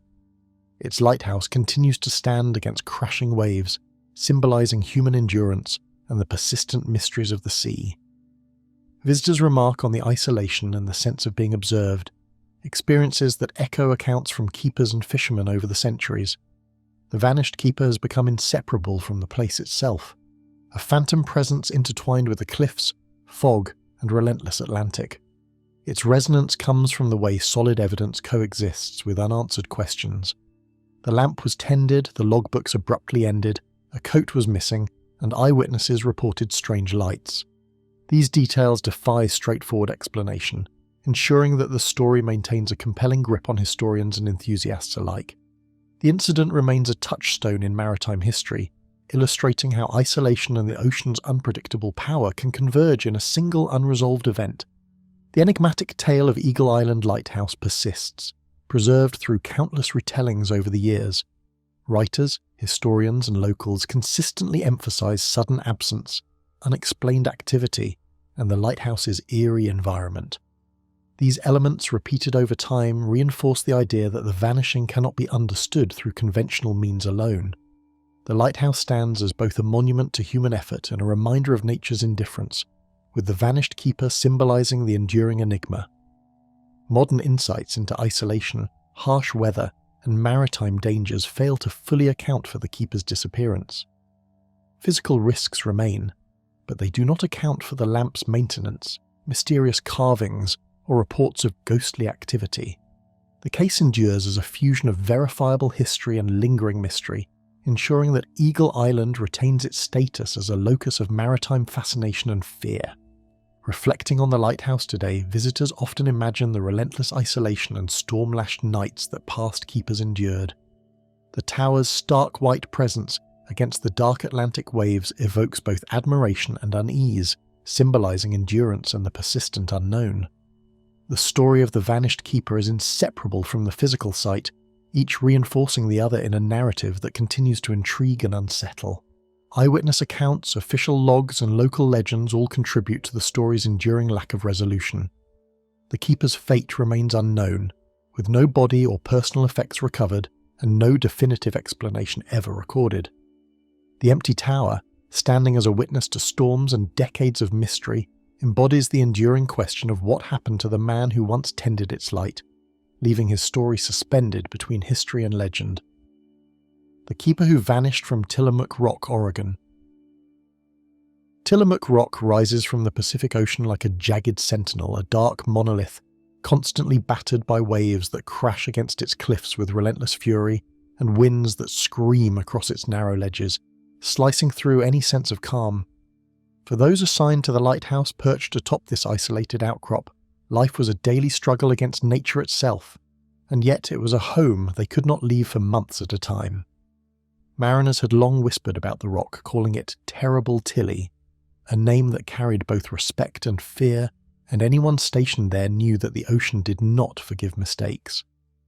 The lighthouse stood like a fragile jewel in the middle of chaos, its beacon a lonely promise of guidance for ships navigating treacherous waters, but it was also a place where the boundary between the human world and the merciless forces of nature blurred in unsettling ways. Assigned to Tieuk Rock in 1902, Elmer Thompson was a veteran of multiple coastal stations, respected for his reliability and steadfast dedication. Colleagues described him as quiet but meticulous, the type of man who could maintain the lighthouse machinery with precision while enduring months of isolation without complaint. He arrived at Tieuk Rock in early April, accompanied by 2 assistants who were relatively new to the hardships of the Oregon coast.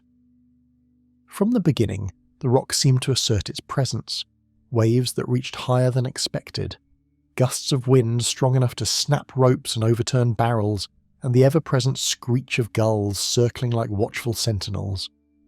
In the first weeks, routine tasks such as refueling the lamp and cleaning the glass became endurance exercises, and each day felt like a negotiation with the elements themselves.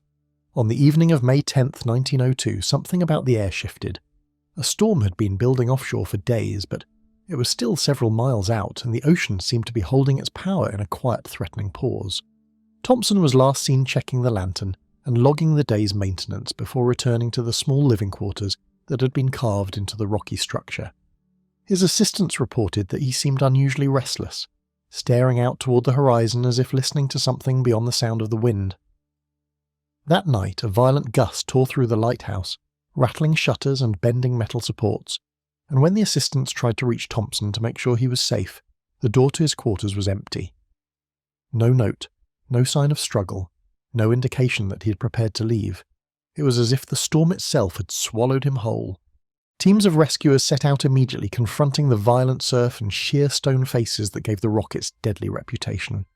They climbed jagged faces of stone, peered into every crevice, and even searched the small caves and ledges that jutted from the base, hoping to find some trace of Thompson.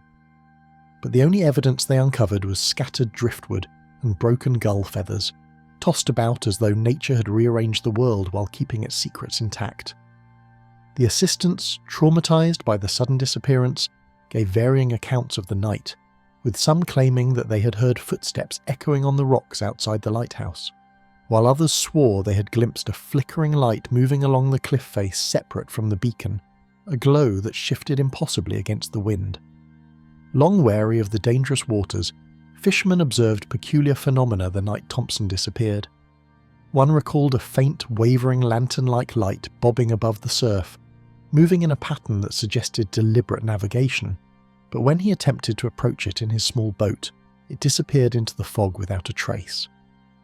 Others described hearing sounds over the water that could not be explained, a low hum, like the resonance of machinery far beyond the capabilities of a lighthouse, or voices calling out in a tone that was human but carried an unnatural echo. Even seasoned sailors who had spent years navigating the Oregon coast admitted they had never felt such a foreboding presence emanating from the rock. Investigators examined the lighthouse itself, looking for any mechanical failures or structural issues that might have caused Thompson to fall or become trapped, but the equipment was intact and functioning, and the quarters showed no signs of struggle. The storm, while violent, had not yet made landfall, and the structure remained sound despite the gusts. With no logical explanation, the search was called off after several days, leaving the assistants to return to the mainland haunted by unanswered questions. The disappearance quickly became the talk of the coastal towns, and stories grew with each retelling, adding layers of fear and speculation to what had already become a legend. More than 12 keepers were assigned to Tieuk Rock over time, and while most survived the solitude and rough conditions unharmed, the mystery of Thompson's vanishing lingered. Some reported experiencing strange phenomena during storms, lights flickering when no one was near, sudden drops in temperature that left them shivering despite heavy clothing, and the persistent feeling of being watched. Journal entries from several keepers mention hearing distant footsteps echoing along the cliff edges or hearing the faint clanging of a lantern swinging in the wind, even when all the equipment was secure. These accounts, though often dismissed by authorities as the product of stress and fatigue, were vivid enough to convince many that the rock held a restless presence that did not tolerate intrusion. Since that fateful night, scholars and those drawn to the unexplained have attempted to reconstruct the elusive story of Thompson. Some suggest he may have been swept into the ocean by a rogue wave while performing routine maintenance outside the lighthouse. But this theory struggles to account for the absence of debris or personal items. Others speculate that the strange light and sounds reported by the assistants and fishermen indicate something far more enigmatic. A force tied to the rock itself, a natural phenomenon beyond modern understanding, or even a glimpse into the supernatural. Over time, the story became intertwined with the lore of the Oregon coast, joining other tales of vanished mariners and haunted lighthouses as a reminder that some places resist explanation. People arriving by boat or plane in recent years often speak of a pervasive unease surrounding the rock, sensed even from a distance. The rock seems impossibly remote, rising abruptly from the water with sheer cliffs and jagged edges that make any landing treacherous. Photographs taken during calm weather show the lighthouse standing defiantly against the sky, yet there is an almost imperceptible distortion in some images, as if the air itself around the rock behaves differently, bending light or casting shadows where none should exist. Scientists have examined the site, attributing these anomalies to atmospheric refraction and optical illusion, but the stories of vanished keepers, particularly Thompson, continue to inspire speculation and fear. The legend of the keeper who vanished from Tieuk Rock has endured for more than a century, not only because of the mystery itself, but because it highlights the thin line between human resilience and the overwhelming power of nature. Thompson's disappearance is a stark reminder that isolation, extreme weather, and the unforgiving terrain of coastal lighthouses could challenge even the most experienced keepers, and that sometimes the answers remain beyond reach. Each retelling carries the same mixture of admiration and dread. Admiration for the men and women who maintained these vital beacons, and dread for the invisible forces that could erase a life in an instant, leaving nothing but questions in the wind. Crossing the waters near Tieuk Rock, sailors remain alert, mindful of the deadly risks that claimed Thompson over 100 years ago. The lighthouse, automated since 1957, continues its silent vigil, a beacon of guidance for those navigating the waters below. Yet its history is steeped in shadows that no automation can erase. For those who study coastal mysteries or are drawn to tales of the unexplained, the story of the keeper who vanished from Tieuk Rock endures as one of the most haunting reminders that the ocean and its sentinels sometimes conceal more than they reveal, and that certain disappearances resist closure, leaving only the haunting memory of a man lost somewhere between the cliffs and the relentless sea. The strange fate of Peninis Lighthouse, Isles of Scilly. The wind around Peninis Lighthouse rarely relents, whipping across the jagged rocks of the Isles of Scilly with a chill that sinks into every layer of clothing and bone. For anyone stationed in this remote outpost, the world beyond the cliffs seemed distant and faint, as if the sea itself had swallowed civilization and left only isolation behind. Mariners approaching the islands learned early to respect the lighthouse, which stood as both guide and warning, its light slicing through fog and storm with relentless precision. Yet the keepers who lived there knew that the structure was more than a beacon. It was a small, fragile home perched on stones that could be unforgiving, or even minor errors could have deadly consequences. In 1908, a man named Joseph Hartwell arrived to take up the post at Peninis, replacing a keeper who had retired after decades of service. Hartwell was known in maritime circles for his calm demeanour and thorough knowledge of lighthouse mechanics, qualities that made him ideal for such a demanding station. He arrived on a grey morning with mist curling off the water and the scent of salt thick in the air, and immediately began familiarising himself with the routines of the lighthouse. The previous keeper had left meticulous logs, noting every adjustment, every inspection, and every anomaly, and Hartwell was determined to maintain that level of diligence despite the isolation that stretched endlessly in all directions. The early weeks passed without incident, though the harshness of the location quickly revealed itself. Storms arrived with little warning, their thunderous waves smashing against the rock base of the lighthouse, leaving a trembling hum in the structure that made sleep uneasy. Hartwell spent hours maintaining the lamp, polishing the lens and checking the mechanisms, always aware that the faintest mistake could result in disaster. He kept detailed notes of every observation, including changes in tide, cloud formations, and even the flight patterns of seabirds, which seemed to circle the cliffs with a quiet, watchful intelligence. Fellow keepers on nearby islands occasionally visited, bringing letters, supplies, and news from the mainland, but their visits were infrequent and often delayed by rough seas. One evening in late September, during a particularly dense fog, Hartwell was last seen performing his usual rounds, climbing the narrow staircases to inspect the lamp and ensure that the beacon would shine clearly through the mist. Witnesses on a visiting boat later reported seeing him in the lantern room, bending over the machinery with the careful attention of a man who understood both the importance and fragility of his work. By the next morning, however, Hartwell had vanished. The lighthouse appeared untouched, his personal belongings still in place, and no signs suggested he had prepared to leave. The only clues were his open logbook and a faint trail of footprints leading to the cliff edge, abruptly stopping as if he had simply disappeared into the air. Rescue parties faced the same brutal conditions that had defined the lighthouse for generations. Volunteers from the Isles of Scilly and the mainland braved the rocky terrain, climbing perilous slopes and peering into crevices where a person might have fallen or hidden.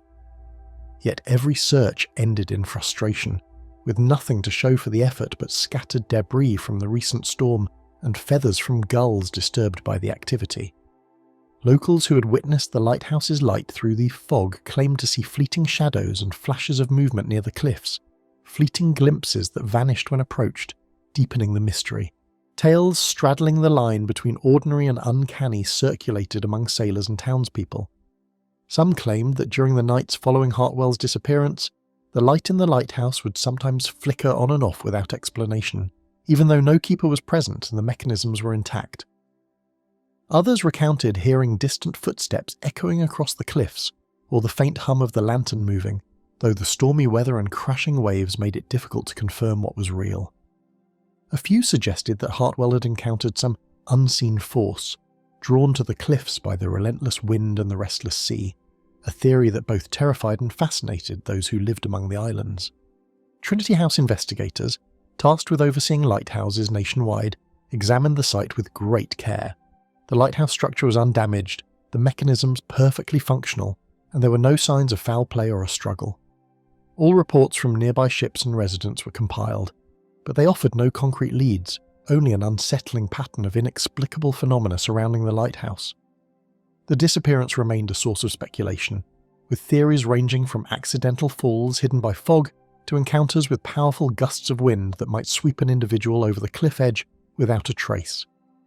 As the years unfolded, the mysterious case of Joseph Hartwell's vanishing gained a life of its own in local lore. Keepers stationed at Peninis described feelings of unease, particularly during storms or dense fog, when the lighthouse seemed to take on a life of its own. One keeper, writing in his journal in 1923, mentioned seeing a faint, ghostly figure in the lantern room late at night, a man bent over the lamp as if performing his rounds, only to vanish moments later when approached. Another recounted hearing a voice calling softly from the cliffs while performing maintenance, though no one was present. These experiences, combined with the historical record of Hartwell's disappearance, reinforced the belief that Peninis Lighthouse was not merely a structure, but a place where the boundaries between reality and the unknown blurred in ways that could unsettle even the most experienced keepers. In studies of the Isles of Scilly, Hartwell's vanishing is often cited as one of the most enigmatic incidents in lighthouse records. Some suggest environmental factors, like sudden squalls or rogue waves, might explain what happened, but the lack of physical evidence makes such explanations unsatisfying. Others propose that isolation, stress, and disorientation may have contributed, yet the thoroughness of Hartwell's habits and his experience in similar conditions make that theory equally incomplete. Over time, the story became part of the local culture, passed down through generations as both a cautionary tale and a symbol of the unpredictable power of the sea. The towering structure of Peninis Lighthouse continues to impress and unsettle observers, even in contemporary times. Automated since the late 20th century, the lighthouse still functions as a guide for ships navigating the treacherous waters around the Isles of Scilly, yet it carries the weight of its history. Visitors approaching the site often speak of an inexplicable chill, of shadows that seem to move against the natural light, and of a strange stillness in the air despite the roaring waves.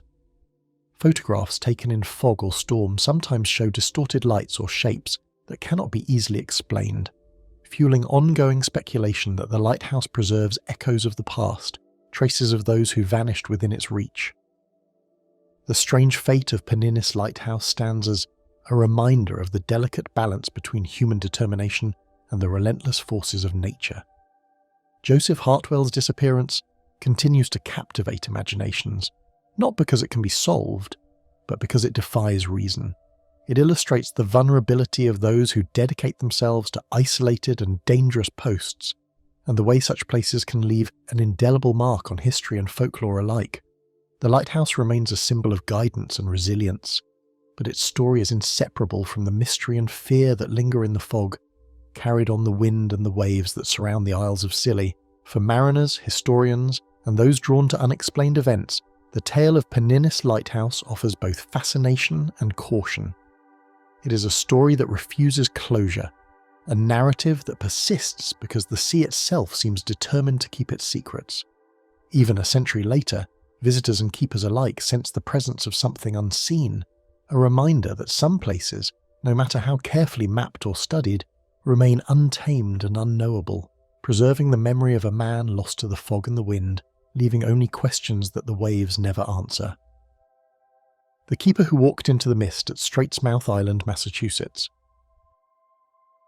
A dense fog often settles over Straitsmouth Island, rolling in from the Atlantic with a quiet persistence that can transform the familiar into something unrecognizable. The lighthouse there has long been a solitary sentinel perched on jagged cliffs that drop sharply into turbulent waters, and for those assigned to its care, the isolation could be as dangerous as the ocean itself. Mariners respected the beam cutting through the haze, yet few dared linger near the shore, wary of hidden rocks and sudden currents that could claim a ship in moments.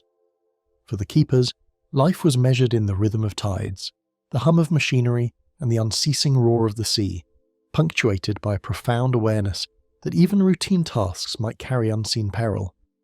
In the winter of 1913, a man named Samuel Wainwright assumed responsibility for the lighthouse, succeeding a keeper who had retired after decades of service. Wainwright was experienced, a disciplined man in his late 30s who had worked at several coastal stations before being posted to Straitsmouth. He arrived in early January aboard a small supply vessel, greeted by a biting wind and the smell of salt and seaweed. His first days were consumed with familiarization, checking the lantern, inspecting the masonry, and ensuring the mechanisms that powered the beacon were in perfect order. He kept careful notes in his log, detailing weather conditions, water temperatures, and the behavior of passing ships, all part of a meticulous routine designed to maintain safety in an environment where mistakes could be fatal. The initial weeks passed without incident, though the challenges of the island quickly became apparent. Storms roared in from the ocean with little warning, and the waves pounded the base of the lighthouse with a rhythm that shook the floors and sent shivers up the spine of anyone nearby. Wainwright adapted to the harsh conditions, taking precautions to secure supplies and reinforce the fragile pathways that linked the structure to the rocky cliffs. He maintained a strict schedule, climbing the narrow staircases to the lantern room multiple times a day, polishing the lens and checking the clockwork mechanisms, while always remaining alert to the subtle signs of weather that could signal danger. One morning in late February, Wainwright's routine was interrupted by a heavy fog that blanketed the island in a thick, almost tangible grey. He had spent the previous night adjusting the lamp and ensuring that the light would shine steadily through the murk, but as dawn approached, visibility dropped to only a few feet. His assistant, a young man named Thomas Riley, who had only recently arrived at Straitsmouth, reported seeing Wainwright walking toward the cliff edge, carrying nothing but a lantern, as if compelled by some unseen force. Riley called out, but the keeper did not respond. Moments later, Wainwright vanished into the fog, leaving no footprints, no indication of struggle, and no sign that he'd planned to leave the island. Riley, joined by local volunteers from nearby Gloucester, immediately set out into the treacherous waves and rocky coastline. Teams combed the rocky ledges, searched the caves along the base of the cliffs, and scoured the surrounding waters, yet every effort yielded only frustration. Driftwood and seashells were scattered along the shore, but no trace of Wainwright was ever found. The fog persisted, thick and disorienting, masking any clues the searchers might have followed. Eyewitness accounts were inconsistent, with some claiming they glimpsed a figure moving along the cliff in impossible ways, while others swore they heard a faint voice calling for help that dissolved into the wind. The growing legend was shaped further by accounts from residents of Gloucester and neighbouring towns. Fishermen who passed the lighthouse at night described a solitary light moving erratically, as though the lantern itself were walking along the cliffs, separate from the beam of the main lamp. Others recounted hearing footsteps echoing across the rocks, or the metallic clanging of the lantern swinging, though no one was present.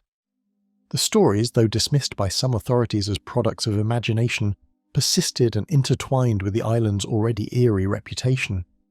Locals spoke of Straitsmouth as a place where the veil between the ordinary and the inexplicable seemed especially thin, and Wainwright's disappearance became a warning repeated in hushed tones among sailors and keepers alike. Individuals who examined the lighthouse meticulously, seeking mechanical failures, structural issues, or evidence of foul play.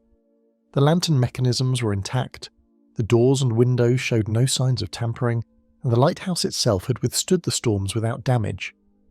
Riley's testimony was detailed and consistent, yet it provided no answers, only the haunting account of Wainwright stepping into the fog and never returning. Reports from passing ships and coastal observers confirmed the presence of thick mist, but none explained why a man of experience and caution would walk into it without hesitation. The incident was logged in Trinity House records, noted as one of the most perplexing disappearances in New England lighthouse history. Journal entries from later keepers at Straitsmouth hinted at occurrences reminiscent of Wainwright's disappearance. One keeper recorded a strange sensation of being watched while performing routine maintenance, accompanied by the faint smell of smoke and salt, as if a lantern had passed by unseen. Another recounted seeing a figure in the fog, moving purposefully along the cliffs, only to vanish before it could be approached. These accounts, combined with the historical record, reinforced the belief that the lighthouse perched at the edge of land and sea preserved more than its physical presence. It carried the echoes of those who had vanished, leaving a residue of mystery that persisted with each storm and fog-laden morning. The tale of Samuel Wainwright has been analysed by historians and folklorists, who propose a range of possible explanations. Some suggest he may have been disoriented by the dense fog and wandered over the cliffs, lost to an accident that left no trace. Others theorise that the stress and isolation of lighthouse duty, combined with the oppressive mist, could have affected his judgment, though his careful nature and experience make this difficult to accept fully. Alternative explanations hint at the inexplicable: unusual atmospheric conditions, magnetic anomalies, or phenomena tied to the island's unique geography, all leaving room for speculation rather than certainty. Awe and apprehension mingle for those near Straitsmouth Lighthouse, a presence that continues to command respect. Automated and modernised, it still guides vessels safely through the hazardous waters, yet the story of Wainwright lingers, woven into the fog and the roar of the waves. Visitors approaching the island speak of a chilling presence, of sounds carried across the water that seem almost human, and of lights appearing where none should be. Photographs taken under heavy mist occasionally show shapes or reflections, that cannot be easily explained, deepening the sense that the lighthouse is not merely a structure, but a repository of unresolved events and unanswered questions. His vanishing serves as a stark reminder of the human fragility exposed by extreme isolation. Keepers dedicated their lives to maintaining the safety of others while placing themselves in perilous environments, and Straitsmouth Island represents the edge of that sacrifice, where the boundary between survival and disappearance is thin and unpredictable. The story serves as both tribute and warning. Tribute to the men who endured harsh conditions to keep ships safe, and a warning that even the most careful, experienced individuals can vanish without explanation in places where nature asserts its dominion. Passing through Straitsmouth, mariners maintain a careful respect for the lighthouse, alert to threats masked by mist and shifting waves. The history of the keepers, particularly Wainwright, reinforces the eerie reputation of the island, shaping the collective memory of the region. For those drawn to mysteries and the unexplained, the lighthouse offers both fascination and unease, a reminder that not all disappearances are resolved and that some places harbour secrets beyond the reach of human understanding. In the final reckoning, the story of the keeper lost to the fog persists, haunting like the thick Atlantic mist and leaving observers with unresolved wonder. Straitsmouth Island remains a place where the past is never truly gone, where the echoes of vanished figures persist in the air, and where the ocean, ever watchful, keeps its secrets beneath waves that glint with light from a beacon designed to guide, yet cannot illuminate the unknown that surrounds it. The keeper who disappeared from South Stack, Wales. South Stack Lighthouse sits on a rugged promontory off the coast of Anglesey, where waves crash with relentless force against sheer cliffs that rise from the sea like jagged teeth. For centuries, the lighthouse has been a vital guide for ships navigating the treacherous waters of the Irish Sea, but its isolated location also makes it a place of hardship for the keepers tasked with its care. The island's winds carry both salt and a persistent chill, and the narrow stairways, steep cliff paths, and constant roar of the ocean remind anyone stationed there that nature is both beautiful and unforgiving. In the autumn of 1919, a man named Edward Harrington took up the post at South Stack, replacing a keeper who had retired after decades of service. Harrington was known among colleagues for his calm demeanour and precise attention to detail, traits considered essential for life in such a remote and dangerous location. He arrived in late October, with storm clouds gathering on the horizon and a brisk wind biting at his cheeks. His first days were consumed by inspection of the lighthouse's lamp and lens, maintenance of the mechanical clockwork and careful cataloguing of supplies, all while adjusting to the isolation that stretched endlessly around the cliffs and sea. The early weeks passed with little incident, though the harshness of the location became apparent in unexpected ways. Storms rolled in suddenly, battering the cliffs with pounding waves and shaking the structure with a deep, resonant hum. Harrington maintained his routines meticulously, ascending the narrow staircases multiple times a day to ensure the lantern shone clearly, polishing the lens until it gleamed, and monitoring the timing mechanisms with a precision that reflected both pride and necessity. Each day seemed to blend into the next, defined by wind, salt spray, and the ceaseless hum of the ocean, punctuated by the occasional visits of supply boats navigating the narrow channel to the island. One morning in November, during a particularly violent storm, Harrington's presence was noted for the last time. Witnesses from a small visiting vessel reported seeing him ascending the cliff path that led to a small observation platform, carrying a lantern and appearing focused on inspecting the rock face for any signs of erosion. By midday, however, the keeper had vanished. His logbook and personal belongings remained in the lighthouse, and there were no indications that he had left intentionally. The only traces of his presence were the faint, disappearing footprints along the wet cliffside and the sound of wind and waves, filling the air where his voice had been moments before. Harrington's search was plagued by the storm, which made both terrestrial and maritime efforts hazardous and erratic. Teams from the mainland braved the cliffs, climbing treacherous paths and peering into caves that lined the shore, yet they found nothing beyond scattered rocks and debris churned up by the waves. Eyewitness accounts described fleeting glimpses of a figure moving along impossible ledges, only to vanish as quickly as it appeared. Some claimed to hear faint echoes of footsteps or the clanging of the lantern swinging in the wind, though no one was present to explain the sounds, leaving a haunting uncertainty that lingered long after the search had ended. the people of Holyhead added their voices, portraying the lighthouse as a site with an uncanny, almost mystical presence. Fishermen who passed the cliffs at night reported seeing lights flickering on the rocks, moving in ways that did not correspond to the lighthouse's beam. Others recounted hearing voices carried across the waves, distant and human yet distorted by wind and fog, as if the island itself held echoes of those who had disappeared. These stories grew alongside Harrington's disappearance, feeding a collective belief that South Stack was a place where the natural and the inexplicable intersected, a notion that kept many sailors cautious and some residents uneasy.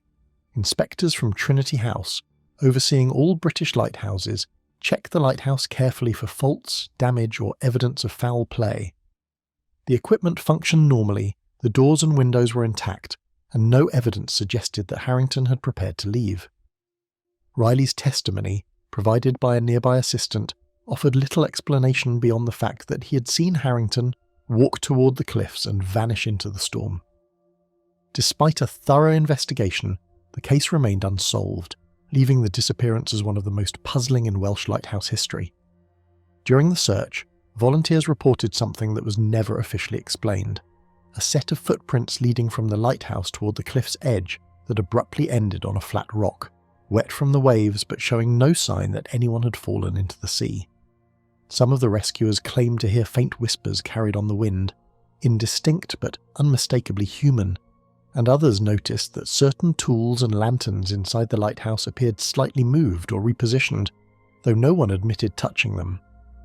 These subtle anomalies were noted in local journals and letters, fueling speculation among townspeople that Harrington's disappearance involved more than a simple accident, and leaving an unsettling impression that the lighthouse itself might hold secrets that defied explanation. In subsequent years, those who served at South Stack reported experiences that seemed to echo Harrington's fate. One keeper documented a strange sensation of being observed while maintaining the lantern, accompanied by a fleeting glimpse of a figure in the mist along the cliffs. Another mentioned hearing the low, rhythmic hum of footsteps along paths where no one was present, or the metallic clink of a lantern swinging even when all equipment was secured. These accounts reinforced the belief that the lighthouse preserved traces of past events, a lingering presence that defied explanation and contributed to the growing lore surrounding the cliffs and the sea. A variety of possibilities have been proposed by historians and researchers examining the disappearance. Some suggest that Harrington may have been swept away by a sudden gust of wind or a rogue wave, though the absence of debris or personal items complicates such theories. Others theorize that fog, isolation and fatigue could have contributed to disorientation, but Harrington's meticulous habits and previous experience at other stations challenge this explanation. Still others speculate about unusual natural phenomena, including shifting tides, magnetic anomalies, or atmospheric conditions unique to the cliffs, offering no definitive answers but keeping the story alive in the realm of maritime mystery. South Stack continues to function as a vital navigational aid, automated and modernised, yet it carries the weight of its history. Visitors approaching the island report a strange stillness in the air, a sensation that seems to stretch time and space along the cliffs, and occasionally glimpses of light or shadow that cannot be easily explained. Photographs taken under foggy or stormy conditions sometimes capture anomalies, shapes or reflections that resist rational interpretation, adding to the legend that surrounds the lighthouse and the vanished keeper. Edward Harrington's story reveals just how fragile the line can be between human responsibility and nature's untamed force. Keepers devoted themselves to ensuring the safety of others while accepting exposure to extraordinary risks, and South Stack represents the extreme of that dedication. Harrington's disappearance endures not because it can be explained, but because it resists closure, leaving behind a narrative of uncertainty that continues to captivate and unsettle those who learn of it. Navigators still skirt South Stack cautiously, understanding that its concealed reefs and turbulent waters are matched by the lighthouse's centuries-old uneasy history. The memory of keepers like Harrington remains embedded in the fog and the sound of the waves, a silent warning that some dangers cannot be measured or mitigated. For those drawn to mysteries, maritime history, or the unexplained, the tale endures as both a tribute and a caution, demonstrating how the sea and its sentinels can sometimes claim a life without leaving a trace. For over a century, South Stack's lighthouse and jagged cliffs have stirred feelings of awe and lingering unease. The disappearance of Harrington, like those of other keepers around the world, stands as a reminder that some places, no matter how carefully monitored or maintained, hold secrets beyond human understanding. The island, the lighthouse, and the relentless sea together preserve a memory that refuses to fade, leaving questions that drift endlessly in the wind and waves, carried across time as a story that refuses to be forgotten. The keeper lost from Cape Otway, Australia. The winds off Cape Otway sweep relentlessly across the rugged coastline, carrying salt, sand, and the distant roar of waves crashing against hidden reefs. The lighthouse there, perched high above the cliffs, has long served as a vital warning for ships navigating the treacherous Bass Strait. But its isolated position makes life for those who tend it, both demanding and dangerous. For keepers, the structure is a small refuge against the elements, yet the cliffs and forests surrounding it hold a quiet menace, a reminder that the natural world rarely tolerates mistakes or carelessness. In the summer of 1921, a man named Henry McAllister arrived to assume duties at Cape Otway, taking over from a keeper who had retired after years of service. McAllister had a reputation for diligence and patience, qualities deemed essential for anyone stationed at such a remote outpost. He arrived aboard a supply vessel in early January, greeted by the roar of the ocean and a sky heavy with clouds, and immediately began familiarising himself with the lighthouse and its mechanisms. The previous keeper had maintained meticulous logs, and McAllister followed them closely, documenting weather conditions, tides, and the performance of the lantern to ensure continuity in the lighthouse's operation. Life in the first weeks was defined by routine and vigilance. McAllister climbed the narrow staircases to the lantern room several times a day, polished the lens, and inspected the machinery that powered the lamp. The surrounding forests were thick and dense, and even small excursions beyond the lighthouse demanded careful attention to footing and awareness of the unpredictable terrain. Storms could arise without warning, with gusts strong enough to bend metal and waves crashing against the cliffs with a deafening force, shaking both the lighthouse and the confidence of anyone unaccustomed to such power. One afternoon in late February, McAllister was seen walking along a narrow path that led from the lighthouse toward the cliffs overlooking the ocean. He carried only a lantern and a small notebook, seemingly preoccupied with observations of bird activity and the distant horizon. By the following morning he had disappeared. His quarters remained undisturbed, his supplies untouched, and the logbook open on the table as though he had paused mid-entry. The footprints he left behind vanished abruptly near a rocky outcrop, and there was no sign that he had been swept into the sea or hidden from view. The mystery confounded both his assistants and the rescuers who were dispatched immediately. Rugged terrain, dense greenery, and fickle weather turned every search effort into a dangerous challenge. Teams combed the forested slopes, peered into hidden caves, and scoured the shoreline, yet no trace of McAllister was ever found.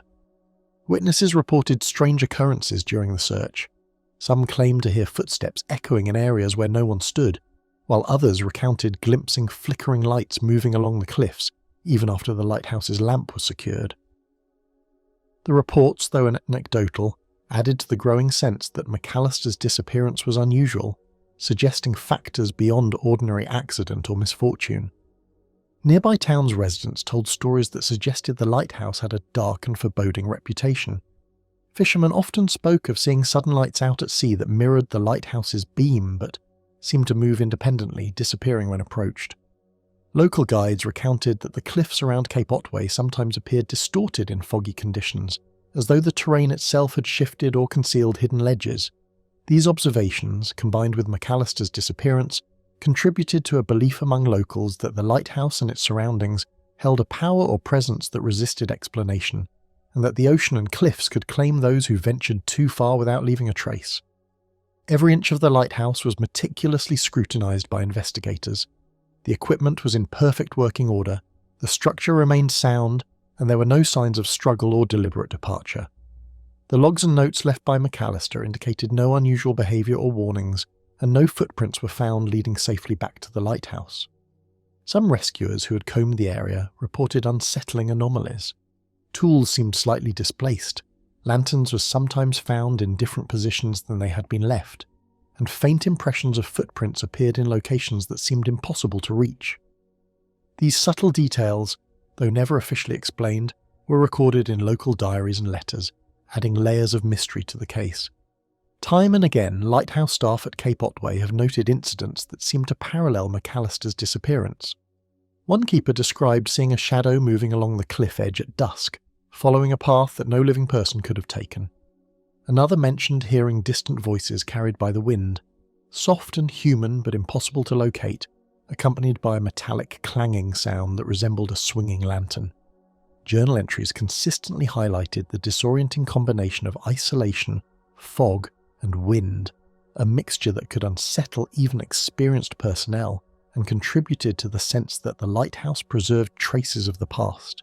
Various scenarios have been suggested by maritime historians, though none has become the widely accepted explanation.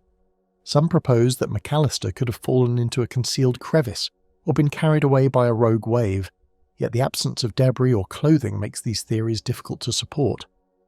Others suggest the effects of isolation and fatigue might have impaired his judgment, though McAllister's meticulous nature and prior experience with remote stations challenge that assumption.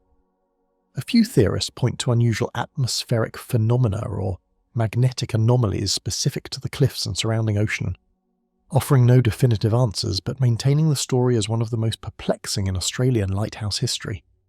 At Cape Otway, McAllister's tale still lingers, and modern visitors often speak of a heavy quiet and the unnerving feeling of being watched while moving through the lighthouse or along the cliffs. Photographs taken during misty mornings occasionally capture shapes or light reflections that seem to defy explanation, reinforcing the eerie reputation of the location. These experiences perpetuate the narrative that Cape Otway, despite its essential role in maritime safety, remains a site where the line between the natural and the inexplicable is blurred, preserving the memory of those lost to its isolation. Cape Otway's lighthouse, now automated, still serves as a guiding beacon for ships navigating the Bass Strait, yet it carries the legacy of its human history. The story of McAllister reminds visitors that the dangers of the cliffs, forest and ocean are not merely theoretical. They have claimed lives, and some of those lost were never found. Each retelling emphasizes the vulnerability of individuals working in extreme isolation and the unpredictable power of nature, illustrating why the lighthouse's history remains intertwined with both admiration and apprehension.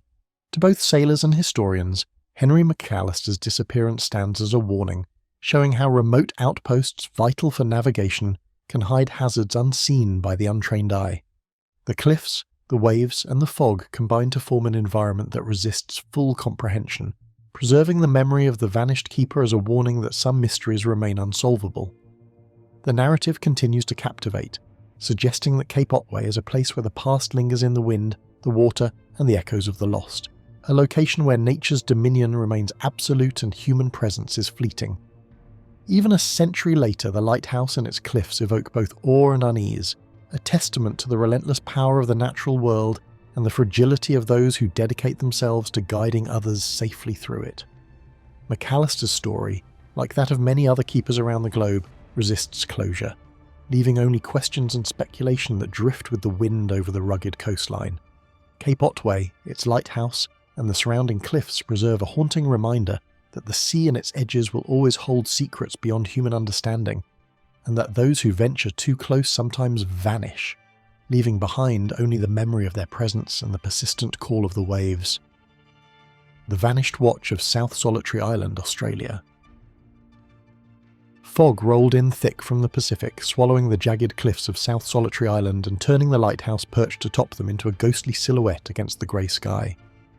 Waves pounded relentlessly against hidden reefs, sending spray high into the air and reminding anyone who set foot on the island that the sea held no mercy. The cliffs were sharp and unpredictable, and the narrow paths demanded constant attention, leaving no room for distraction or carelessness. Leonard Whitaker stepped onto the island in early March 1934, his boots sinking slightly into the damp, wind-battered soil as he took in the desolate surroundings.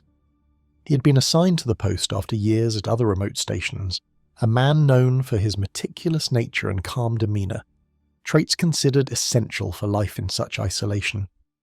The previous keeper's logs, detailed down to the smallest observation, guided Whitaker through his initial days, but even the most carefully kept records could not capture the oppressive solitude or the relentless power of the cliffs and ocean.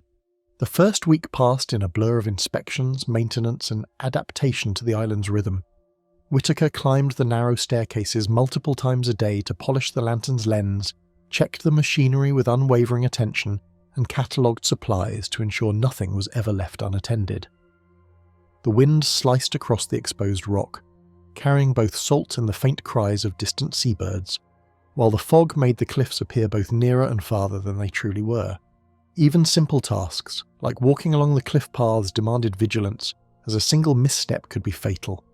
A storm swept in unexpectedly one afternoon, turning the ocean into a frothing wall of white that hammered the cliffs with relentless force. Whittaker moved with care, ascending to the lantern room to secure the light and inspecting the equipment to ensure nothing had been damaged by the rising wind and spray.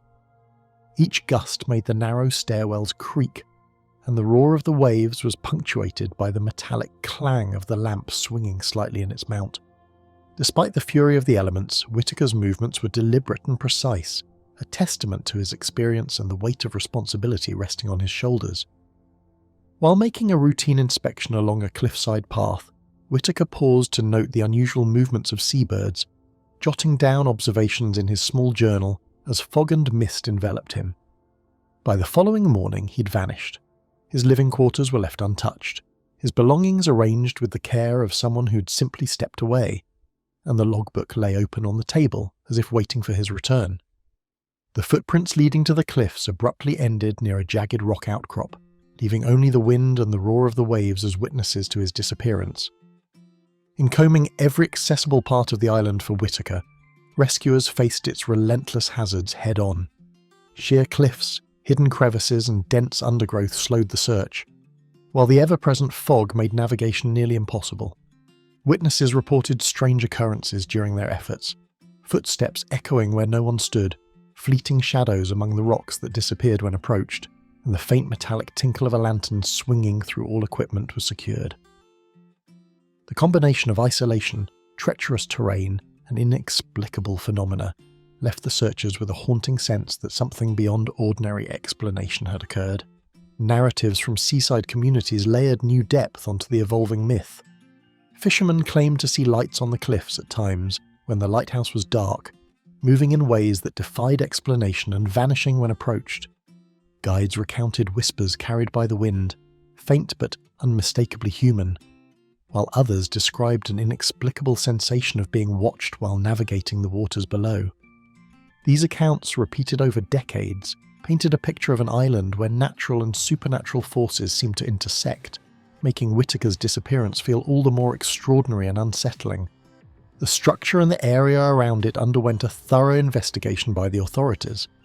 Every mechanism functioned properly, the structure showed no signs of tampering or damage, and Whittaker's logbook revealed nothing unusual beyond routine observations. Yet subtle anomalies were noted. A lantern found slightly out of position, footprints in improbable locations on the cliff edges, and impressions in the sand that seemed untouched by wind or waves. Such details, recorded in letters and journals by both rescuers and later keepers, added a layer of mystery that continues to intrigue historians and locals alike. Shadows appeared to follow the lives of subsequent keepers. One documented seeing a dark figure moving along the cliff's edge at dawn, fading as he approached, while another heard soft whispers carried on the wind accompanied by the low metallic echo of a swinging lantern, despite all equipment being secured. These reports, layered over Whittaker's disappearance, reinforced the sense that the lighthouse and island held more than physical history. They preserved a presence, subtle yet unmistakable, that lingered in fog, wind, and the unceasing crash of waves. Specialists have offered endless theories about Whittaker's fate, but none has won broad agreement.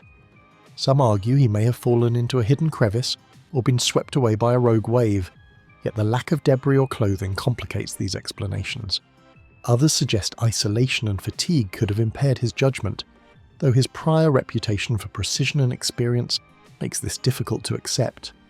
A few point to unique environmental factors, sudden weather shifts, magnetic anomalies, or deceptive cliff formations, as possible contributors, but these ideas remain speculative and unconfirmed, leaving the disappearance unsolved.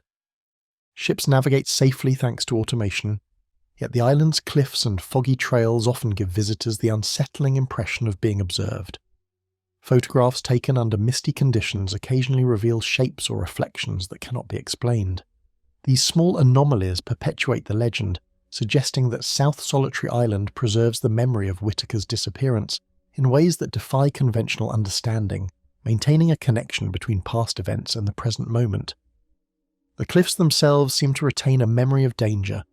Waves break violently against jagged rocks below, while fissures and hidden ledges conceal spaces where a person could vanish entirely.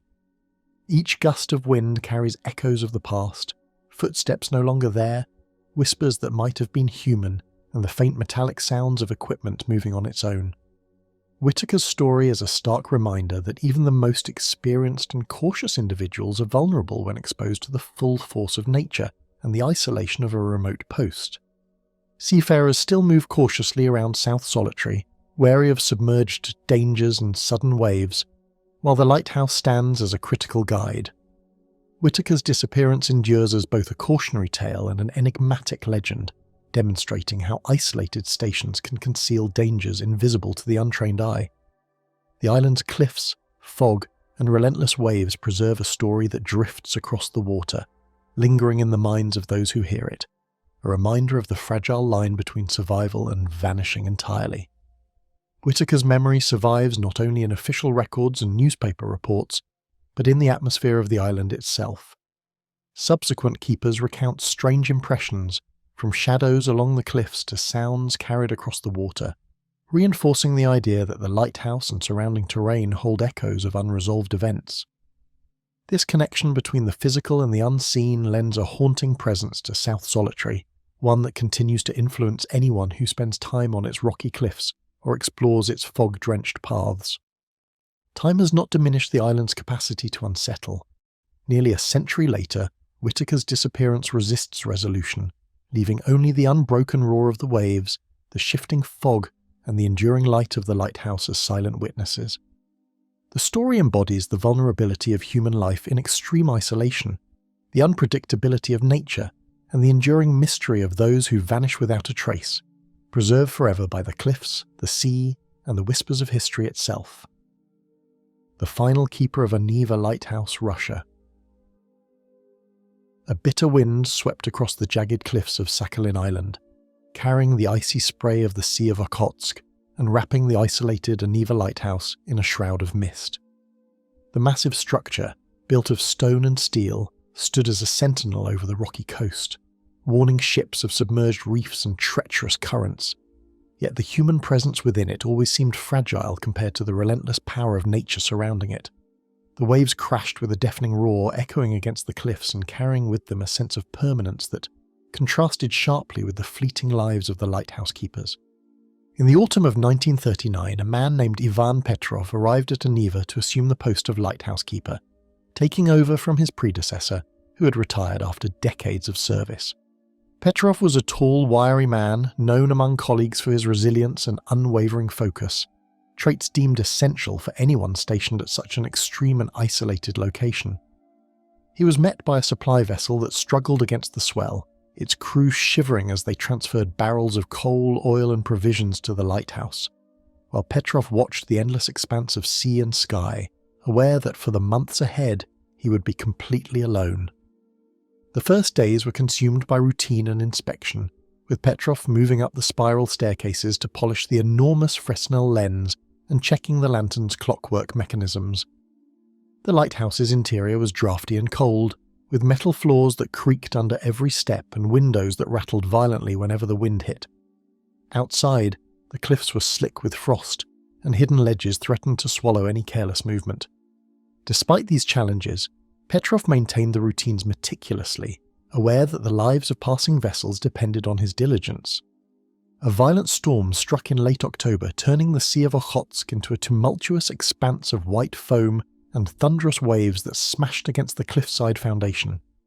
Petrov moved methodically, securing the lantern, checking coal reserves, and monitoring the structural integrity of the lighthouse, his breath misting in the cold air as he climbed the stairwell. Lightning illuminated the jagged coastline in brief flashes, revealing the perilous drop to the sea below, while the wind howled through the metal railings, carrying the sound of the ocean like a living entity.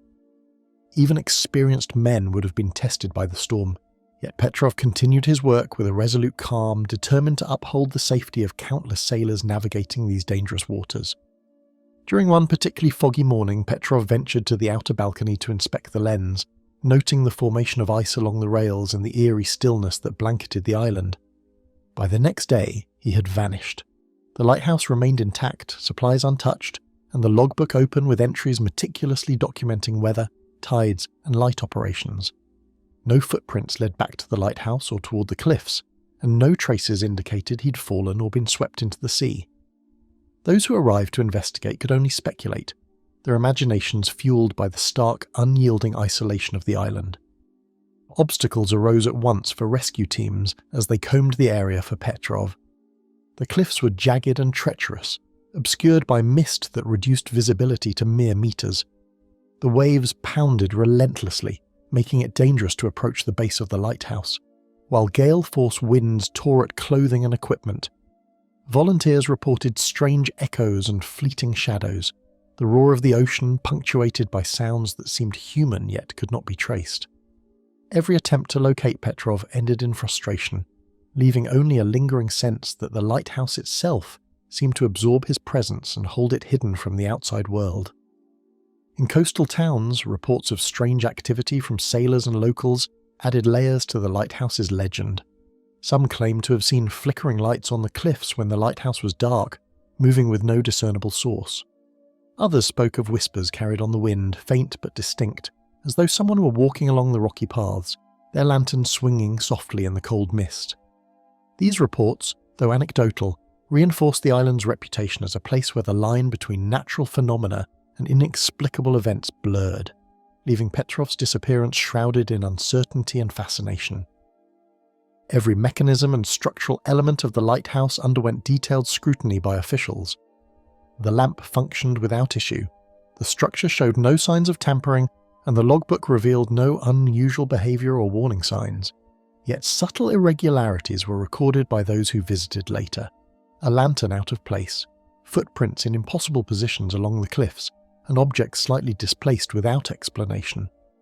Diaries and letters from keepers and rescuers preserved these details, contributing to the growing sense that Anva held secrets beyond the reach of simple investigation, and that Petrov's fate might never be discovered.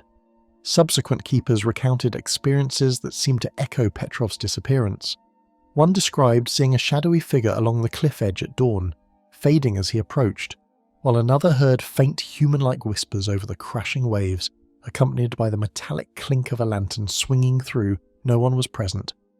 These experiences added a persistent unease to the lighthouse, suggesting that the structure and surrounding cliffs retained traces of past events, subtly affecting those who worked there long after the vanished keeper had disappeared. In spite of a myriad of proposed scenarios, Petrov's ultimate fate continues to baffle researchers. Some argue that he may have fallen into a hidden crevice or been swept away by rogue waves, though the lack of physical evidence complicates these claims. Others point to environmental factors unique to the area, such as sudden storms, magnetic anomalies, or deceptive cliff formations, as potential contributors. Still, the absence of confirmation keeps the case open, maintaining its place as one of the most mysterious disappearances in Russian lighthouse history. With decades gone by, automated systems maintain the lighthouse, and yet visitors still feel the island's unnerving presence. Photographs taken during misty mornings occasionally reveal shapes or reflections that defy explanation, while visitors report a feeling of being watched as they walk along cliff paths or explore the lighthouse interior. Each account perpetuates the legend of Petrov, suggesting that the island preserves the memory of his presence in ways that are invisible yet perceptible, echoing through the fog and the roar of the sea. The cliffs themselves appear alive, a jagged labyrinth that conceals both danger and mystery. Waves break with unrelenting force, while hidden crevices and ledges might swallow anyone who wanders too far. Gusts of wind carry the faintest echoes of footsteps and whispered voices, while ice and mist shift unpredictably across the rock. Petrov's story serves as a reminder that isolation, exposure, and the power of nature can conspire to remove even the most cautious and experienced individuals from the world without a trace. In the Sea of Okhotsk, mariners navigate carefully, watching for treacherous reefs and currents while following the lighthouse's guidance. Petrov's disappearance serves both as a cautionary tale and an enduring mystery, illustrating the dangers of remote stations and the tenuous nature of human presence in extreme environments. The island's cliffs, waves, and fog act as silent witnesses, preserving the story and ensuring that the vanished keeper remains part of Anva Lighthouse's legacy, whispered about for generations. The presence of the lighthouse and island continues to command respect while provoking unease. Petrov's vanishing resists resolution, leaving only the roar of the waves, the shifting fog, and the enduring light of the lantern as silent witnesses. Subsequent keepers have recounted unsettling experiences, shadows where no one should be, faint sounds in the stairwells, and sudden drafts that carry whispers from unseen sources. Each layer of observation reinforces the idea that Anva Lighthouse is more than a navigational aid. It is a repository of memory, isolation, and unresolved events. Time has done little to diminish the legend. Even nearly a century later, the story of Ivan Petrov continues to captivate, a reminder of the fragility of human life in extreme isolation and the unpredictable, often unforgiving nature of the sea. The cliffs, the waves, and the lighthouse itself form a landscape where reality and enigma intersect, preserving the memory of a man lost to both natural forces and circumstances that remain beyond comprehension. The final keeper of Anva Lighthouse serves as a symbol of the human struggle against isolation and the relentless power of nature. His disappearance reminds us that even meticulous planning, experience, and resilience cannot always safeguard life in the world's most remote locations. The legend endures, whispered among mariners and documented in diaries, newspapers, and letters, ensuring that Petrov's story drifts across the waves, carried by the wind, fog, and echoing roar of the Sea of Okhotsk for generations to come.